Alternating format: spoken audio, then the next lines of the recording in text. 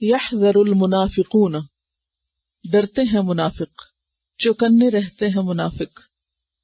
یحذر کا لفظ حذر سے ہے، حا ذال را، جس میں دونوں معنی آتے ہیں، ڈرنا بھی اور احتیاط کرنا بھی، ہوشیار رہنا، چوکنا رہنا.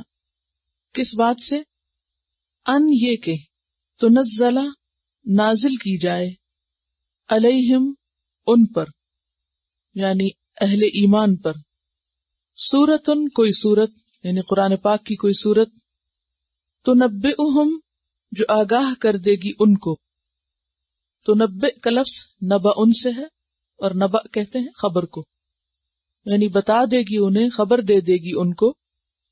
کس چیز کی؟ بما فی قلوبہم، ساتھ اس کے جو ان کے دلوں میں ہے. کن کے دلوں میں؟ منافقین کے. کیا ہے ان کے دلوں میں؟ منافقت. کہ جو ان کے دلوں میں منافقت میں سے ہے، اس کا پتہ اہل ایمان کو چل جائے گا. کس طریقے سے؟ سورت کے ذریعے جو اللہ تعالیٰ اہل ایمان کے لیے اتارے گا. یعنی منافقین کو اس بات کا ڈر رہتا ہے، خوف کھاتے ہیں، کیونکہ وہ ایمان اور کفر کے بیچ میں متردد تھے، ڈاواں ڈول تھے، ہچکچاتے رہتے، شک میں تھے.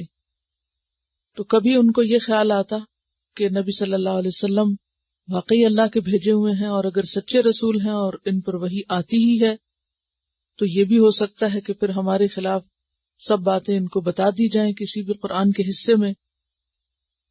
اور خاص طور پر منافقت میں سے وہ چیز جس میں وہ اہل ایمان کا مذاق اڑاتے تھے.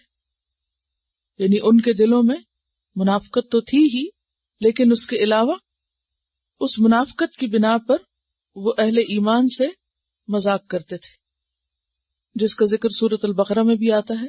وَإِذَا خَلَوْا إِلَىٰ شَيَاطِينِهِمْ قَالُوا إِنَّا مَعَكُمْ إِنَّمَا نَحْنُ مُسْتَهْزِئُونَ، کہ ہم اہل ایمان کا مذاق اڑاتے ہیں. اور جیسے کہ آپ جانتے ہیں کہ یہ آیات غزوہ تبوک کے موقع پر نازل ہوئی تھی. تو غزوہ تبوک میں اگرچہ زیادہ منافقین ساتھ نہیں گئے تھے، لیکن جتنے ساتھ گئے وہ راستے میں اپنا ہی ایک گروپ بنا کے رہے، اور اس کے اندر مسلمانوں کے خلاف باتیں کرتے، عیب زنی کرتے، ان کے خلاف سازشیں کرتے اور ان کا مذاق اڑاتے. اور پھر ان کو یہ فکر بھی ہوتی کہ جو کچھ ہم چھپ کے کر رہے ہیں، اور جیسے کہ سورۃ النساء میں آپ پڑھ چکے ہیں کہ وہ راتوں کو بھی بیٹھ کے سازشیں کرتے تھے الگ ہو کے مخلص اہل ایمان سے، تو انہیں ڈر ہوتا کہ یہ سب باتیں کہیں پتہ نہ چل جائیں. تو اس پر کہا جا رہا ہے قل استہزئوا، قل کہہ دیجئے، استہزئوا مذاق اڑاؤ، یعنی دھمکی کے طور پہ کہا جا رہا ہے، اور مذاق اڑاؤ. ان اللہ مخرج، بے شک اللہ نکالنے والا ہے، ما تحذرون جو تم ڈر رہے ہو یا جس سے تم خوف کھا رہے ہو. یعنی اللہ تمہاری منافقت ظاہر کرنے والا ہے، تمہارے نفاق کو کھولنے والا ہے، تمہارے وہ چھپ کے کیے جانے والے مذاق اور مسلمانوں کے خلاف زبان درازی، وہ سب سامنے آ جائے گی. سورۃ محمد میں بھی آتا ہے ام حسب الذین فی قلوبہم مرض ان لن یخرج اللہ اضغانہم، کیا وہ لوگ جن کے دلوں میں بیماری ہے وہ یہ سمجھے بیٹھے ہیں کہ اللہ ان کے دلوں کے کھوٹ کو ظاہر نہ کرے گا. ان کے دلوں کے اندر جو کینہ اور جو حسد اور بغض بھرا ہوا ہے وہ سامنے نہیں آئے گا. آئے گا وقتاً فوقتاً، ایسے اسباب پیدا ہوتے رہیں گے کہ جس سے کھرے اور کھوٹے کی تمیز ہو جائے. بعض روایات میں یہ بھی آتا ہے کہ غزوہ تبوک کے موقع پر بعض لوگوں نے یہ بھی کہا مسلمانوں کا مذاق اڑاتے ہوئے، کیا تم یہ سمجھتے ہو کہ رومیوں سے لڑنا بھی ویسا ہی ہے جیسے عربوں کا آپس میں لڑنا؟ خدا کی قسم کل یہ سب لوگ رسیوں میں بندھے ہوئے نظر آئیں گے. کسی نے کہا یہ صاحب سمجھتے ہیں کہ وہ روم کے محل اور ان کے قلعے فتح کرنے جا رہے ہیں، ان کی حالت پر افسوس ہے. اور اسی طرح جب ایک مخلص مسلمان نے روانگی سے پہلے ایک مٹھی کھجور دی تو کہا کہ یہ اس مٹھی کھجور سے جو صدقے میں دی گئی تھی روم فتح کرنے جا رہے ہیں. یعنی مسلمانوں کا ہر عمل، ہر قربانی ان کی نگاہوں میں ایک کھیل اور مذاق تھا.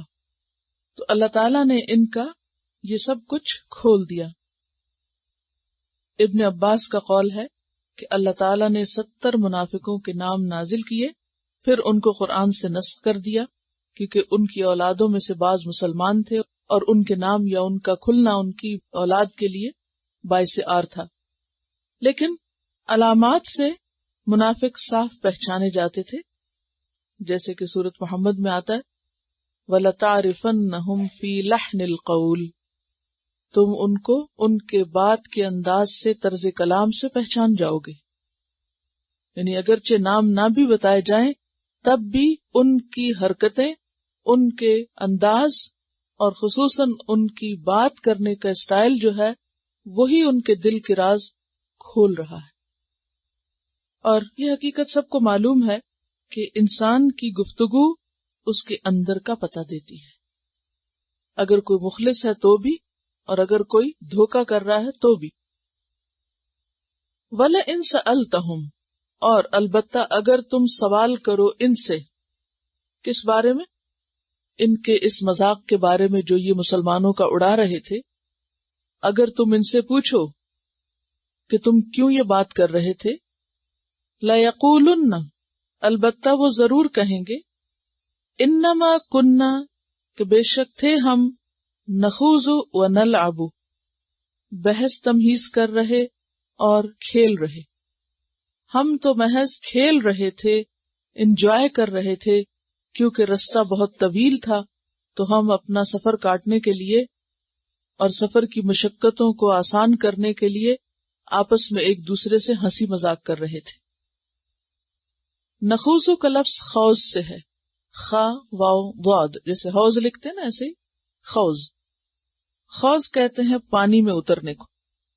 اور پانی میں کیوں اترا جاتا ہے؟ تیرنے کے لیے، کھیلنے کے لیے، یا مچھلیاں پکڑنے. تو یہ سب کام کیا ہے؟ کھیل ہے نا، سنجیدہ کام تو نہیں ہے. تو بنیادی طور پر خوض کا معنی ہوتا ہے پانی میں اترنا. اسی سے لفظ نکلا ہے غور و خوض. غور کس کو کہتے ہیں؟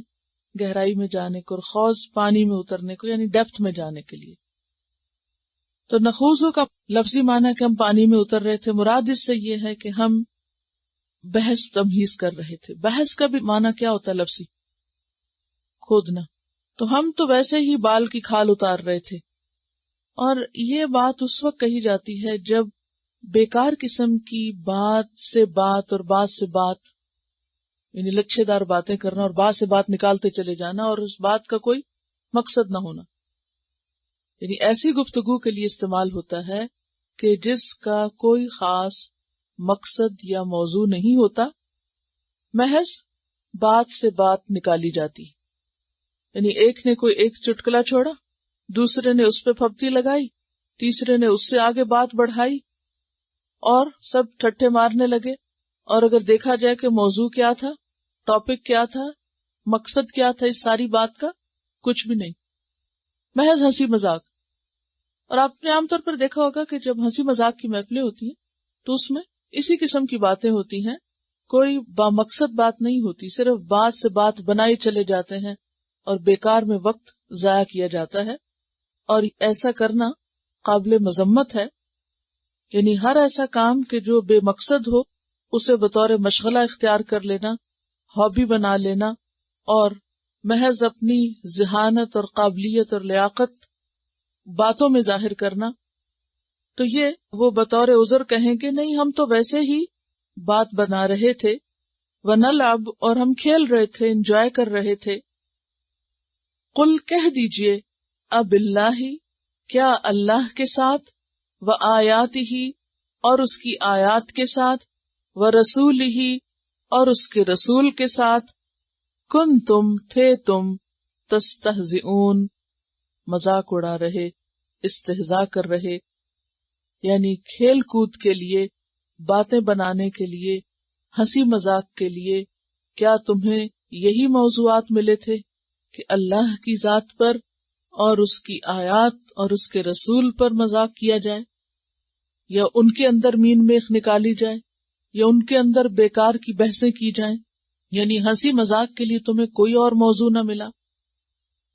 آج بھی آپ دیکھیے کہ بعض لوگ ہنسی مذاق کے لیے دین یا دینی موضوعات یا دینی شخصیات یا دین سے متعلق کسی نہ کسی چیز کو لے کر اپنی محفلوں میں ہنسی مذاق کرتے ہیں.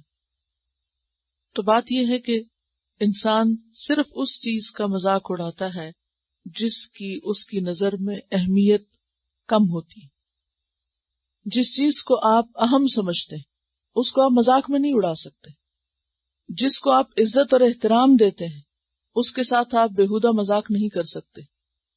مذاق آپ صرف وہاں کر سکتے ہیں جہاں آپ سمجھتے ہیں کہ کوئی بات یا کوئی کام یا کوئی چیز اہم نہیں، امپورٹنٹ نہیں. اور استہزاء تو خاص طور پر کسی چیز کو کمتر سمجھ کر اس کا مذاق اڑانا ہے. آپ نے دیکھا ہوگا کہ جب آپ کوئی کام نہیں کرنا چاہتے یا کسی کی بات کوئی نہیں ماننا چاہتے تو آپ کا رویہ کیا ہوتا ہے؟ آپ اس کو مذاق میں اڑا دیتے ہیں، مذاق میں ٹال دیتے ہیں، سیریس نہیں لیتے، اس کو سنجیدگی سے نہیں لیتے. تو منافقین کے نزدیک دین کوئی سنجیدہ چیز تو تھی نہیں، کوئی عمل کی چیز تو تھی نہیں، کوئی اہمیت تو رکھتی نہیں تھی. لہٰذا وہ کیا کرتے کہ جب کوئی دین کی بات آتی، اللہ کا ذکر آتا، رسول کا ذکر آتا، قرآن کی کوئی بات آتی تو اس پر ہنسنا شروع کر دیتے، مذاق اڑاتے. کیوں؟ تاکہ اس پہ عمل نہ کرنا پڑے. آپ کو یاد ہوگا کہ حضرت موسیٰ علیہ السلام نے جب بنی اسرائیل کو کہا تھا کہ گائے ذبح کرو، ان اللہ یأمرکم ان تذبحوا بقرہ قالوا اتتخذنا ہزوا، اللہ کا حکم اور اس کو وہ کیا سمجھے تھے کہ موسیٰ علیہ السلام شاید بطور مذاق یہ بات کر رہے ہیں کہ اللہ کا نام لے کر ہمیں ایک ایسا کام کرنے کو کہہ رہے ہیں جو ہمارے لیے بہت مشکل ہے. تو اس پر موسیٰ علیہ السلام نے کیا کہا تھا؟ اعوذ باللہ ان اکون من الجاہلین، کہ یہ تو جاہلوں کا فعل ہوتا ہے. سنجیدہ موضوعات کو مذاق کا نشانہ بنانا یہ کسی سمجھدار انسان کا کام نہیں ہو سکتا. تو پیغمبر سے تم ایسی بات کی توقع نہیں کر سکتے.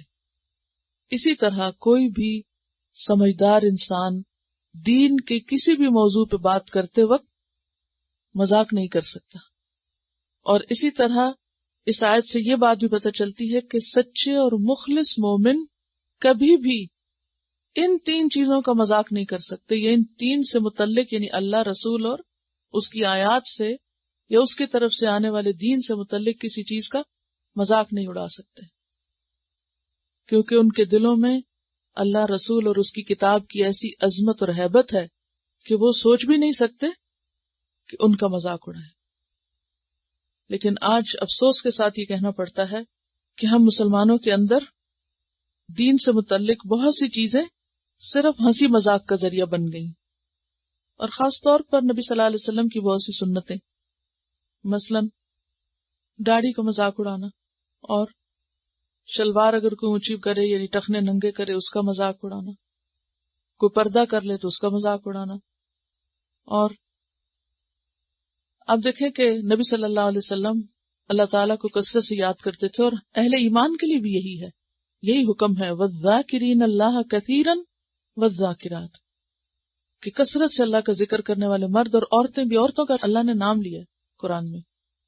اب یہ ہے کہ جب کوئی شخص اس سنت کو اپنانے کی کوشش کرے کہ جس موضوع سے متعلق جو کچھ کہا گیا ہے پڑھنے کو وہ پڑھے، تو اس کا بھی بعض اوقات مذاق اڑایا جاتا ہے کہ یہ کیا ہر وقت دعائیں پڑھی جا رہی ہیں.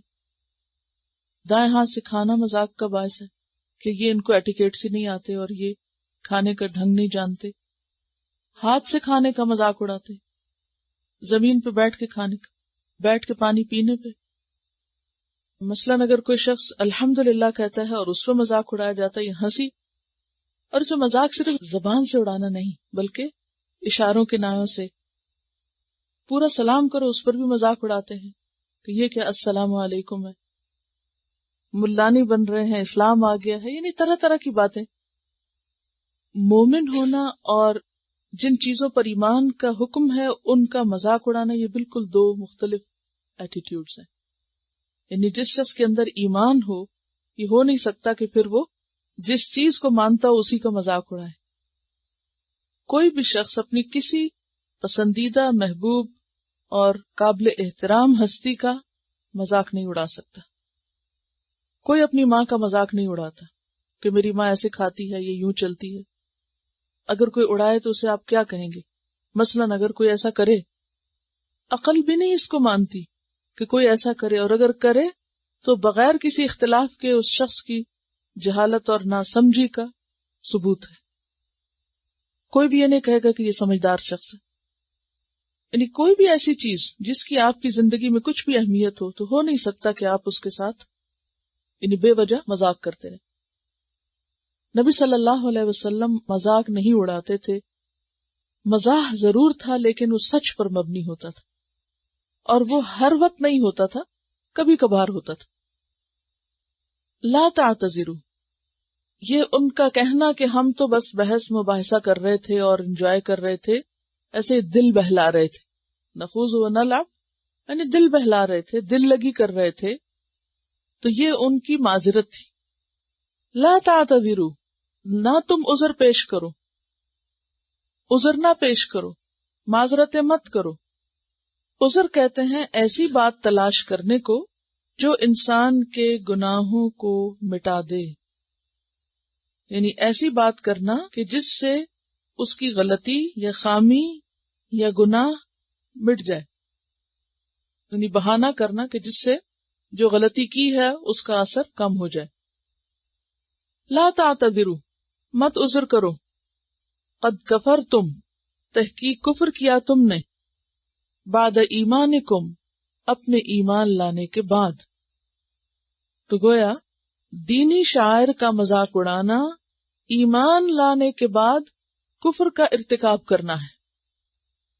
ان نعفو، اگر ہم معاف کر دیں، ان طائفتن، ایک گروہ کو، نعفو عفو کہتے ہیں درگزر کرنے کو، اگر ہم درگزر کر دیں ایک گروہ سے، منکم تم میں سے، نعذب طائفتن، ہم عذاب دیں گے ایک گروہ کو، یعنی اگر ہم تم میں سے ایک گروہ کو معاف بھی کر دیں تو ایک کو تو ہم ضرور پکڑیں گے. اب معاف کن کو کیا جانا تھا اور پکڑا کن کا جانا تھا؟ سب لوگ جو کوئی غلط کام کر رہے ہوتے ہیں وہ ایک درجے پہ نہیں ہوتے. بعض لوگ تو اس کی ابتدا کرنے والے ہوتے ہیں، اور بعض لوگ اپنی کم عقلی اور ناسمجھی کی وجہ سے ان کو فالو کرنے والے ہوتے ہیں. وہ بغیر سوچے سمجھے کود پڑتے ہیں صرف ماحول سے متاثر ہو کے. مثلاً آپ ذرا تصور میں لائیں کہ کسی پارٹی پہ ہیں آپ، کوئی ایک گروہ یہاں بیٹھ کے باتیں کر رہا ہے، کوئی وہاں بیٹھ کے باتیں کر رہا ہے، اتنے میں آپ کو آواز آتی ہے کہ کچھ لوگ ہنسی مذاق کر رہے ہیں زور زور سے، تو وہ آپ کی توجہ اپنی طرف کھینچ لیتے. آپ کیا کرتے؟ اپنی جگہ سے اٹھ کے جا کے دیکھتے ہیں اچھا یہاں کیا ہو رہا ہے. اچھا وہ ہنس رہے ہیں، مثلاً دین کی کسی بات کا مذاق اڑاتے ہیں، آپ کو بھی مزہ آتا ہے، آپ بھی بیٹھ جاتے ہیں یا آپ بھی شریک ہو جاتے ہیں. بعض اوقات ان انٹینشنلی، صرف وقتی اور ظاہری چیز سے انفلوئنس ہو کے. حالانکہ حکم کیا ہے کہ جس مجلس میں پیچھے پڑ چکے ہیں اللہ رسول کا مذاق اڑایا جا رہا ہو، دین کی بات کا مذاق اڑایا جا رہا ہو، تو تم وہاں سے بیٹھے بھی ہو تو اٹھ جاؤ. اگر شیطان بھلوا دے تو جو ہی یاد آئے تو اٹھ جاؤ. بیٹھ بھی نہیں سکتے وہاں، کیا ہاں یہ کہ انسان وہاں جا پہنچے. لیکن عام طور پر جب انسان کے اوپر شیطان حاوی ہوتا ہے تو وہ بھول جاتا ہے کہ کیا صحیح اور کیا غلط ہے. انسان بے سوچے سمجھے کود پڑتا ہے مختلف چیزوں میں. اور بعض اوقات یہ بھی ہوتا ہے کہ اگر سارے لوگ کسی بات پہ ہنس رہے ہیں تو آپ کی خاموشی بھی عجیب لگتی ہے، تو آپ کو تکلفاً ساتھ دینا پڑتا ہے.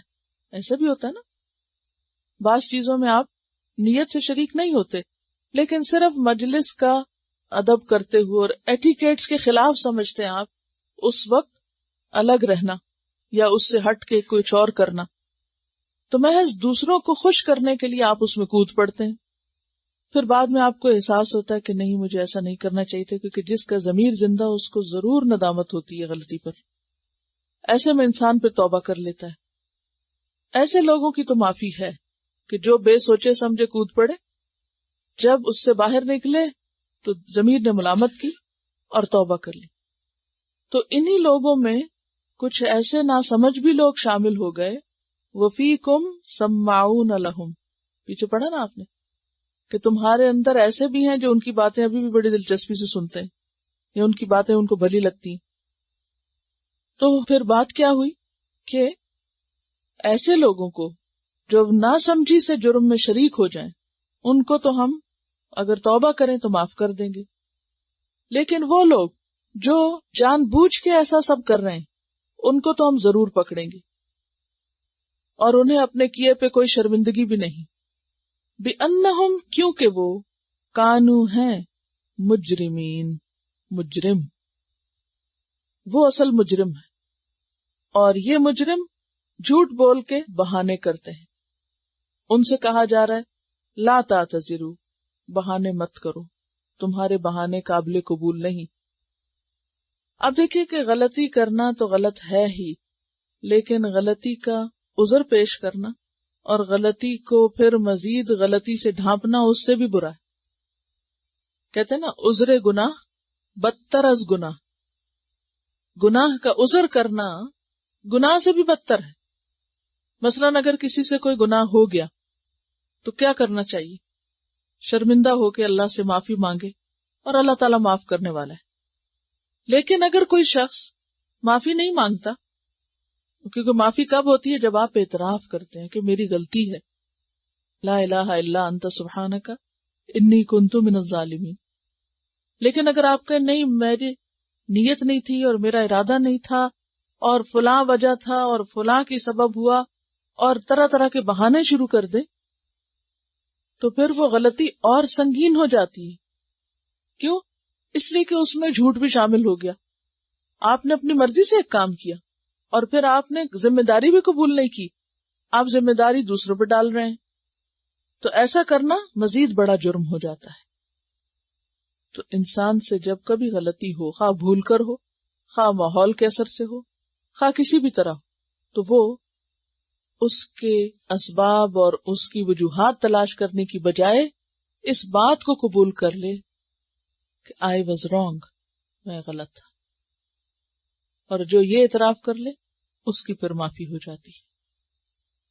لیکن یہ اعتراف بہت کم لوگ کرتے ہیں، کیونکہ خود کو غلط کہنا بہت بڑے حوصلے کی بات ہے، اور یہی حوصلہ جس کے اندر آ جائے اور جو یہ کر لے وہی دراصل پھر اللہ کا پسندیدہ بندہ ہو جاتا ہے. اور اللہ تعالیٰ کی رحمت اور بخشش ایسے ہی لوگوں کے لیے ہے. یعنی بخشش اس کے بغیر نہیں ہوتی کہ کوئی شخص اپنی غلطی نہ مانے یا اپنے آپ کو غلطی نہ کہے. وہ کہے یا رب تو معاف کر دے، ویسے میں نے غلط تو کچھ کیا نہیں. چاہے وہ زبان سے کہے یا وہ دل میں سمجھے، تو وہ کس قسم کی معافی مانگ رہا ہے. پھر فرمایا المنافقون والمنافقات، منافقون منافق کی جمع ہے، منافق مرد، والمنافقات اور منافق عورتیں، منافقتن کی جمع ہے. تو اس سے پتہ چلتا ہے کہ منافقت صرف مردوں میں نہیں عورتوں میں بھی تھی. بعضهم، ان میں سے بعض، من بعدن، بعض سے ہیں، یعنی وہ ایک دوسرے سے ملتے جلتے ہیں، ایک جیسے ہی ہیں، ایک دوسرے سے مشابہ ہیں، ایک ہی قبیلے سے تعلق رکھتے ہیں. کس چیز میں ملتے جلتے ہیں؟ منافقت میں. یعنی ان کی حالت ایک جیسی ہے کہ یہ ایمان سے دور ہیں اور منافقت کے اندر پڑے ہوئے ہیں. حالانکہ وہ کیا دعوے کرتے تھے قسمیں کھا کے، آیت 56 میں پڑھ چکے ہیں آپ، وَيَحْلِفُونَ بِاللَّهِ إِنَّهُمْ لَمِنْكُمْ. اللہ تعالیٰ کیا فرماتے ہیں؟ وَمَا هُمْ مِنْكُمْ وَلَكِنَّهُمْ قَوْمٌ يَفْرَقُونَ. وہ قسمیں کھا کے کہتے ہیں اللہ کے نام کی کہ وہ تم میں سے ہیں. نہیں، وہ تم میں سے نہیں ہیں. وہ کس میں سے ہیں؟ بعضهم من بعض، وہ ایک دوسرے سے ہی ہیں، ایک ہی جیسے ہیں. یأمرون بالمنکر، وہ حکم دیتے ہیں منکر کا. سب کی ایک جیسی صفات ہیں، سب کی ایک ہی جیسی عادات ہیں، اور ان میں خاص طور پر کیا کہ منکر کے دل دادا ہیں، خود بھی غلط کار ہیں اور دوسروں کو بھی غلط کاموں کی طرف دعوت دیتے ہیں. اور منکر کی تعریف پیچھے آپ کئی بار پڑھ چکے ہیں. منکر کا لفظ انکار سے ہے، وہ چیز جس کا انکار کیا جائے. کون انکار کرے، شریعت یا عقل؟ تو منکر دو قسم کا ہوتا ہے، شرعی اور عقلی۔ شریعت جس کا انکار کرے یعنی جسے غلط قرار دے وہ بھی منکر ہے، اور عقل جس کا انکار کرے اور اسے غیر صحیح قرار دے وہ بھی منکر ہے۔ تو ہر قسم کا کفر اور معاصی یعنی گناہ وغیرہ یہ سب منکرات سے تعلق رکھتے ہیں۔ تو جتنے گناہ کے کام ہیں ان میں منافقین کو بہت دلچسپی ہے اور وہ دوسروں کو بھی اسی کی دعوت دیتے ہیں۔ وَيَنْهَوْنَ عَنِ الْمَعْرُوفِ، اور وہ روکتے ہیں معروف سے، نیکی کے کاموں سے۔ ینہونا کا لفظ نہیں سے ہے، اور معروف پڑھ چکے ہیں آپ کہ وہ تمام چیزیں جو پسندیدہ ہوں، جانی پہچانی ہوں، نون ہوں۔ کس چیز میں نون ہو؟ خیر و بھلائی میں۔ یہ بھی شرعی اور عقلی، یعنی جسے شریعت پسندیدہ قرار دے اور جسے عقل پسندیدہ قرار دے لیکن شرط کے ساتھ، کیونکہ عقل عیار بھی ہوتی ہے نا۔ تو عقل جسے ریکمینڈ کرے لیکن وہ شریعت سے متصادم نہ ہو۔ متصادم کس کو کہتے ہیں؟ اپوزٹ نہ ہو، یعنی شریعت کے خلاف نہ جائے۔ کچھ چیزیں ایسی ہیں جن کے بارے میں شریعت نے خاموشی اختیار کی ہے، حلال بھی واضح، حرام بھی واضح، لیکن کچھ چیزوں کے بارے میں خاموشی اختیار کی گئی، ان کو انسان کی ڈسکریشن پہ چھوڑ دیا گیا۔ انسان عقل سے کام لے، جب عقل سے کام لیتا ہے تو بعض اوقات انسان پھر ادھر یا ادھر جھک سکتا ہے۔ تو ان صورتوں میں دیکھنا یہ چاہیے کہ کوئی ایسی چیز جسے عقل درست قرار دے رہی ہے کہیں ایسا تو نہیں کہ وہ شریعت کے خلاف جا رہی ہو۔ مثلاً اگر کسی وقت لوگوں کا ایک گروپ بیٹھ کے شراب کو حلال قرار دے اور کہے کہ ہم نے پوری ریسرچ کر لی ہے کہ اس میں کسی قسم کی کوئی خرابی اور کوئی نقصان نہیں، تو بھی آپ اس ریسرچ کو قبول نہیں کر سکتے کیونکہ وہ شریعت کے خلاف ہے۔ تو منافقین معروف سے روکتے ہیں، معروف سے روکتے ہیں، نیکی کے کاموں سے روکتے ہیں۔ اس کی ایک مثال قرآن پاک میں بتائی گئی، سورۃ المنافقون کی آیت نمبر 7 میں، ہم الذین یقولون لا تنفقوا علی من عند رسول اللہ حتی ینفضوا، یہ وہ لوگ ہیں جو کہتے ہیں کہ مت خرچ کرو ان لوگوں پر جو رسول کے ساتھ ہیں، یہاں تک کہ یہ سب بھاگ جائیں۔ یعنی منافقین لوگوں کو فی سبیل اللہ خرچ کرنے سے اور خاص طور پر نبی صلی اللہ علیہ وسلم اور آپ کے ساتھیوں پر خرچ کرنے سے باقاعدہ منع کرتے تھے کہ ان پہ خرچ نہ کرو۔ کیوں؟ تاکہ یہ سب ادھر ادھر ہو جائیں، یہ اپنے مقصد میں ناکام ہو جائیں۔ وَيَقْبِضُونَ أَيْدِيَهُمْ، اور وہ روک رکھتے ہیں، بند رکھتے ہیں اپنے ہاتھ۔ یقبضون کا لفظ جو ہے یہ قبض سے ہے، قبض کا لفظ قبضہ سے، قبضہ کہتے ہیں ہاتھ کی مٹھی کو، 5 انگلیوں میں کسی چیز کو پکڑ لینا، 5 انگلیاں بند کر لینا۔ کریے بند، 5 انگلیاں اپنے ہاتھ کی بند کریں۔ تو جب 5 انگلیاں بند کر کے آپ مٹھی بناتے ہیں اور مٹھی کے اندر کوئی چیز ہوتی ہے تو کوئی زور بھی لگائے تو بعض اوقات آپ سے نہیں نکال سکتا، چھین نہیں سکتا، لے نہیں سکتا۔ تو یقبضون ایدیہم، یہ نہیں کہا خرچ نہیں کرتے، کیا کہا؟ اپنے ہاتھوں کی مٹھیاں بند کر کے رکھتے ہیں، خیر کے کاموں میں بالکل خرچ نہیں کرتے، یہ مراد ہے۔ یعنی نیکی کے کاموں سے یا فی سبیل اللہ خیرات کرنے سے اپنے ہاتھ بند رکھتے ہیں۔ کیوں بند رکھتے ہیں؟ ایک تو انہیں جس راستے میں خرچ کرنا اس سے کوئی دلچسپی نہیں، اور دوسرے یہ ہے کہ انہیں نیکی کے کاموں سے کوئی دلچسپی نہیں کسی بھی قسم کے، اور پھر دنیا کی محبت ان کے دلوں میں کوٹ کوٹ کے بھری ہوئی ہے۔ ان کے اسلام نہ لانے اور اسلام کے لیے قربانی نہ کرنے کی بنیادی وجہ ہی یہ تھی کہ ان کے دلوں میں دنیا کی محبت خوب پیوست تھی۔ تو چونکہ دنیا سے محبت کرتے تھے اس لیے دین کے راستے میں وہ پھوٹی کوڑی نہیں لگا سکتے تھے۔ اور کیا ان کی صفت ہے منافقون کی اور منافقات کی؟ نسوا اللہ، اللہ کو بھول گئے ہیں، یعنی اللہ کی یاد اور اللہ کا دین اس سے غافل ہیں، بھولا ہوا، باقی ہر چیز یاد ہے، اللہ یاد نہیں آتا، یا اللہ کے دین کی کوئی بات ان کے ذہن میں نہیں سماتی. نسوا اللہ فنسیہم، تو اس نے بھی ان کو بھلا دیا ہے، یعنی اللہ نے ان کو بھلا دیا ہے. مراد اس سے کیا ہے کہ اپنے فضل و کرم سے محروم کر دیا ہے. وہ بھی ان کو اب نیکی کی توفیق نہیں دیتا، ایمان لانے کی توفیق نہیں دیتا. اور قیامت کے دن بھی ایسے لوگوں کے لیے کیا ہوگا؟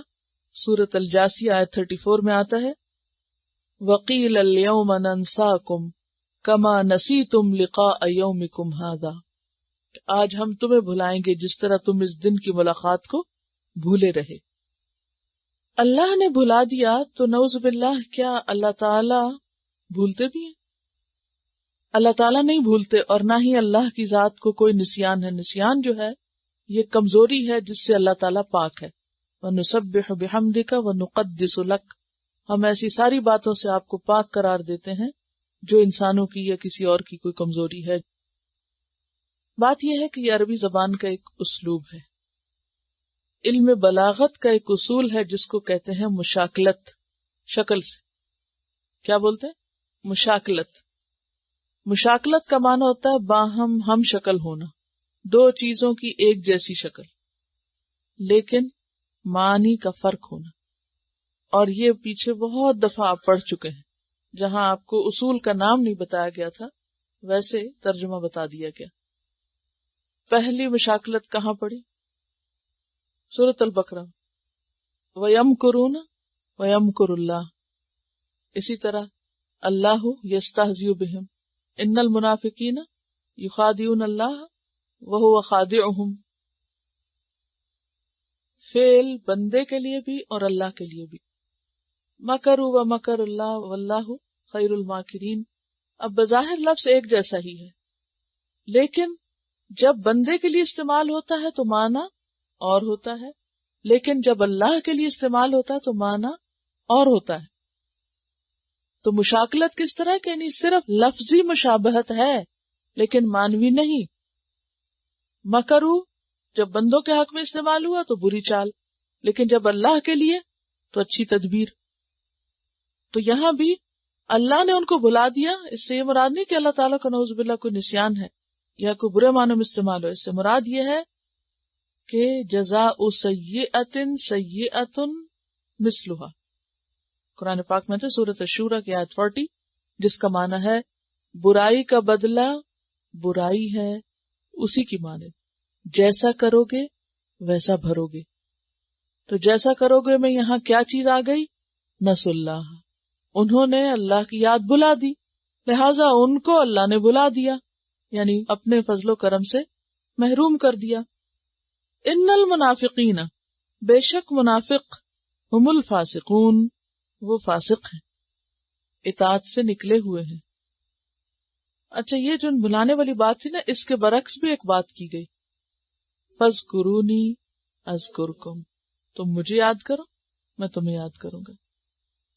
تو بات یہ ہے کہ اس آیت میں منافقین کی کچھ صفات کا ذکر کیا جا رہا ہے. پہلی صفت برائیوں کو ترویج دینا، برائیاں عام کرنا، برائیوں سے خوب دلچسپی. ہر غلط کام کی ابتدا بعض اوقات فیشن کے نام پہ. بہت سے منکرات کس طرح پھیلے ہیں، بہت سی برائیاں کس طرح پھیلی. یعنی فیشن برا نہیں ہے، فیشن تو ایک نئی چیز کو کہتے ہیں نا. تو فیشن بذات خود برا نہیں ہوتا، لیکن برا فیشن برا ہے اور اچھا فیشن اچھا ہے. تو بہت سی برائیاں فیشن کے نام پہ عام ہوئی. بہت سے غلط قسم کے لباس یا غلط قسم کے الفاظ، ایون یعنی لینگویج سٹائل یا رہن سہن یا طور طریقے، جب اس سے منع کیا جاتا ہے تو کیا کہتے ہیں؟ آج کل اس کا بہت فیشن ہے، اس کا بہت رواج ہے. کبھی کسی فیشن کو اختیار کرتے وقت یہ نہیں ہم سوچتے کہ کہیں اس سے اللہ کی حدود کی خلاف ورزی تو نہیں ہو رہی. حدود کی خلاف ورزی کرنے والے کون ہوتے ہیں؟ فاسق. جب آپ کوئی بھی ایسا فیشن اختیار کریں جو اللہ کی بتائی ہوئی حدود کے باہر پڑتا ہو تو اسی کا نام فسق ہے، اور یہی نافرمانی، اور اس کی اجازت نہیں ہے. تو یأمرون بالمنکر، تو منکرات کو عام کرنے میں ان کو بہت دلچسپی ہوتی ہے. بری باتیں، بری چیزیں، برائی اس کے بہت دل دادا ہے. اور شیطان کا کام یہی ہے کہ وہ انسانوں کے لیے زین لہم الشیطان اعمالہم، ان کے برے اعمال ان کے لیے خوبصورت بنا دیتا ہے، دلکش بنا دیتا ہے، برائی میں اٹریکشن پیدا کر کے دکھاتا ہے. لہذا انسان اپنی خواہش نفس کا غلام ہو کر برائی کو برا سمجھتا ہی نہیں، اور پھر وہ اس سے باہر نکل ہی نہیں سکتا. اور وہ ایک طرف ایمان کا دعویٰ کر رہا ہے اور دوسری طرف منکر پہ نہ صرف یہ کہ خود عمل کر رہا ہے، دوسروں کے لیے بھی منکر کا نمونہ پیش کر رہا ہے. تو یہ ایمان کے خلاف جاتی ہے بات، یہ منافقت کی علامت ہو جاتی ہے. اور ینہون عن المعروف، اور اچھے کاموں سے دوسروں کو روکنا. اس میں کیا کیا آتا ہے؟ مثلا آپ پڑھنے آ رہے ہیں اور آپ کو روکا جا رہا ہے. کوئی بھی شخص جس کو اللہ رسول سے محبت ہو، قرآن سے محبت ہو، سچی محبت ہو، یہ ہو نہیں سکتا کہ پھر وہ کسی کو قرآن پڑھنے سے منع کرے کہ تم اللہ کی کتاب نہ پڑھو. ضرور کچھ دال میں کالا ہے. اور بعض اوقات کوئی اور وجہ ہو سکتی ہے، جینوئن ریزن، کہ ابھی نہیں پھر پڑھ لیا جائے، یا کوئی بیمار ہے، یا کوئی اور مجبوری ہے، کوئی عذر ہے. جیسے جنگ تبوک میں کچھ لوگ صرف سواری نہ ہونے کی وجہ سے نہیں جا سکے تھے. اب اگر کسی کے پاس سواری نہیں، یا کرایہ نہیں، یا کوئی اور ایسی مجبوری ہے، تو ہم یہ نہیں کہہ سکتے کہ وہ منافق ہے اس لیے پڑھنا چھوڑ گیا، یا وہ پڑھنے سے روکتا ہے دوسرے کو. نہیں، وہ اور اسباب ہیں، وہ تو حقیقی عذر ہے. یعنی کسی حقیقی مجبوری، حقیقی عذر کے بغیر کسی کو نیکی سے روکنا، یہ منافقت میں آتا ہے.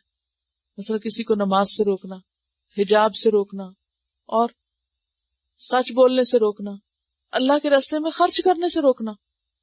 کہ کوئی خرچ کرنا چاہے تو دوسرا سے کہے کہ نہیں نہیں مت کرو. تو یہ تمام چیزیں جو ہیں یہ ایمانی کمزوری اور بعض اوقات نفاق کی علامتیں ہو جاتی ہیں. وَيَنْهَوْنَ عَنِ الْمَعْرُوفِ، ہونا کیا چاہیے کہ اگر کوئی اچھا کر رہا ہے تو آپ کو کیا کرنا چاہیے؟ سپورٹ کرنا چاہیے تاکہ وہ اچھا آسانی سے کر سکے، نہ کہ الٹا رکاوٹ بنے، یا یہ کہ اس کے دل میں خوف پیدا کریں کہ دیکھو تم نے کر لیا تو معلوم نہیں کیا ہوگا. وَيَقْبِضُونَ أَيْدِيَهُمْ، اور منافقت کی علامت کیا ہے؟ خیر کے کاموں سے کترانا، قربانی نہ کرنا، خواہ وہ مال کی ہو یا جان کی ہو. اب جد بن قیس نے کہا تھا نا میں تو نہیں جاتا، ہاں میرا مال لے جاؤ. تو بعض اوقات مال کی نہیں، آپ کی ذات کی ضرورت ہے، آپ کو خود اس میں شامل ہونا چاہیے کام میں. تو ایسے مواقع پر یقبضون ایدیہم میں ہاتھ روکنا اور مال سے رکنا تو ہے ہی، لیکن مٹھی بند کرنا، یعنی مٹھی جو ہے وہ صرف مال کے لیے نہیں کھلتی، بلکہ مٹھی کب کھولتے آپ؟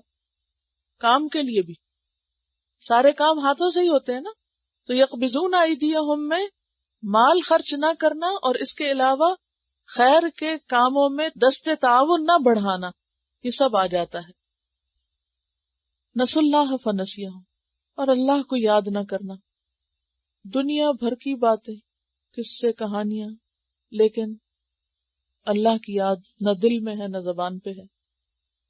اور اسی طرح صرف ذکر ہی نہیں اس میں آتا، اللہ کا خوف بھی آتا ہے. مثلا جب کوئی شخص غلط کام کرتا ہے تو وہ یہ بھولا ہوا ہوتا ہے نا کہ مجھے خدا دیکھ رہا ہے. یہ بھی تو اللہ کو بھلانے میں ہی ہے نا، اللہ کو بھولے میں.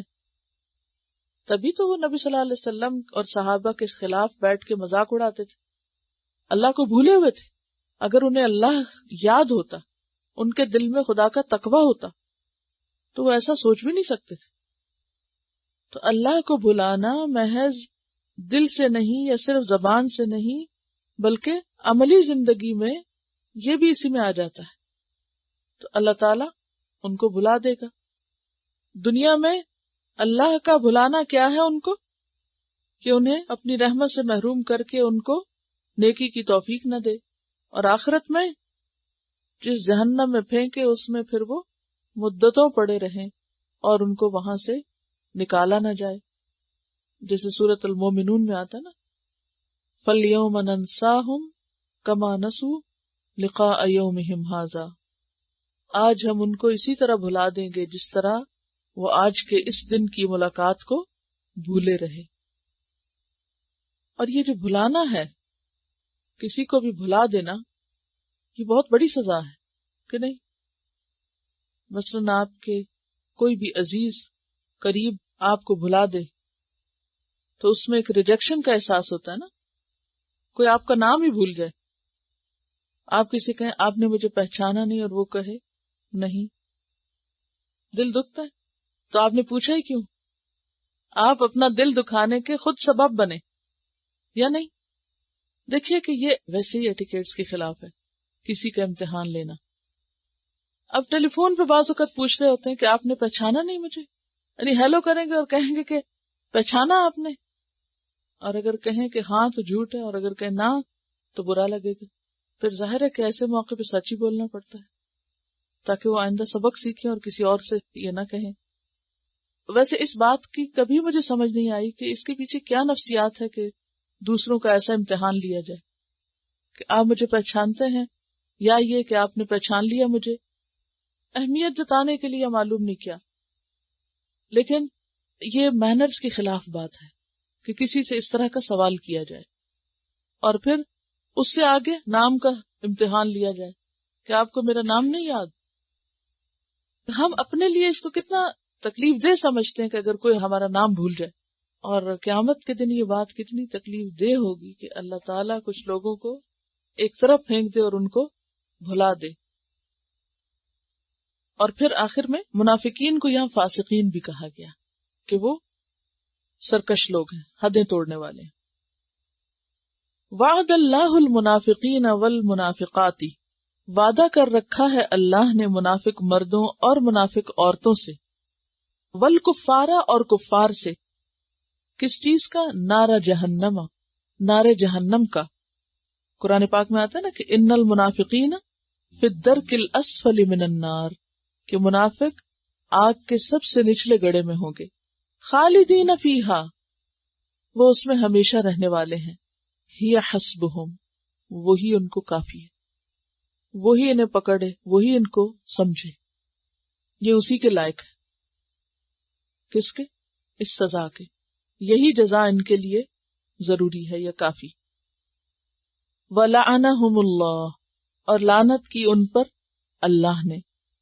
لعنت یعنی اللہ کی رحمت سے دوری اور ذلت کا شکار ہونا، ذلیل ہونا. اللہ نے ان کے اوپر لعنت کی. وَلَهُمْ عَذَابٌ مُقِيمٌ. اور پھر آپ دیکھیے کہ یہ جو بات ہے نا، اللہ کی رحمت کا اظہار جنت کی شکل میں ہوگا قیامت کے دن، لیکن ان کے لیے جنت حرام ہے تو یہ رحمت سے دور ہو گئے. رحمت سے دور ہوئے تو کیا ہے دراصل؟ ان پہ لعنت. وَلَهُمْ عَذَابٌ مُقِيمٌ، اور ان کے لیے عذاب ہے دائمی، قائم رہنے والا، ہمیشہ کا، ثابت. اور یہ عذاب ایسا ہی ہے کالذین، جیسے ان لوگوں کے ہوا، کا مانند مثل، من قبلکم، جو تم سے پہلے تھے، کفار میں سے. جیسے ان لوگوں کو سزا ملی ان کو بھی ویسی ہی سزا ملے گی. کانو، وہ تھے، اب پچھلی اقوام کی بات ہو رہی ہے، اشدہ، زیادہ طاقتور، منکم، تم میں سے، تم سے زیادہ شدید تھے یعنی قوی تھے، قوتاً، قوت کے اعتبار سے، وَأَكْثَرَ، اور زیادہ تھے، اموالً، مال میں، وَأَوْلَادًا، اور اولاد میں. وہ قوت، مال اور اولاد، اور قوت سے مراد پھر یہاں جسمانی قوت ہے. جسمانی قوت، مال کی قوت اور افرادی قوت میں تم سے بڑھ کر تھے. فاستمتعوا، تو انہوں نے فائدہ اٹھایا. استمتاع متاع سے ہے، باب استفعال پر فائدہ حاصل کرنا. انہوں نے فائدے حاصل کیے، مزے کیے، بخلاقہم، اپنے حصے کے. خلاق کہتے ہیں حصے کو. کون سا حصہ؟ آپ کو پہلے پارے میں نے بتایا تھا، وہ فضیلت، وہ حصہ جو انسان اپنے اخلاق اور اپنی عادت کی وجہ سے حاصل کرے، کیونکہ اچھے اخلاق کے لوگ دنیا اور آخرت کی ساری بھلائیاں لوٹ جاتے ہیں. یہ کس نے کس سے کب کہا تھا؟ نبی صلی اللہ علیہ وسلم نے کہا تھا. کس سے؟ حضرت ام سلمہ سے.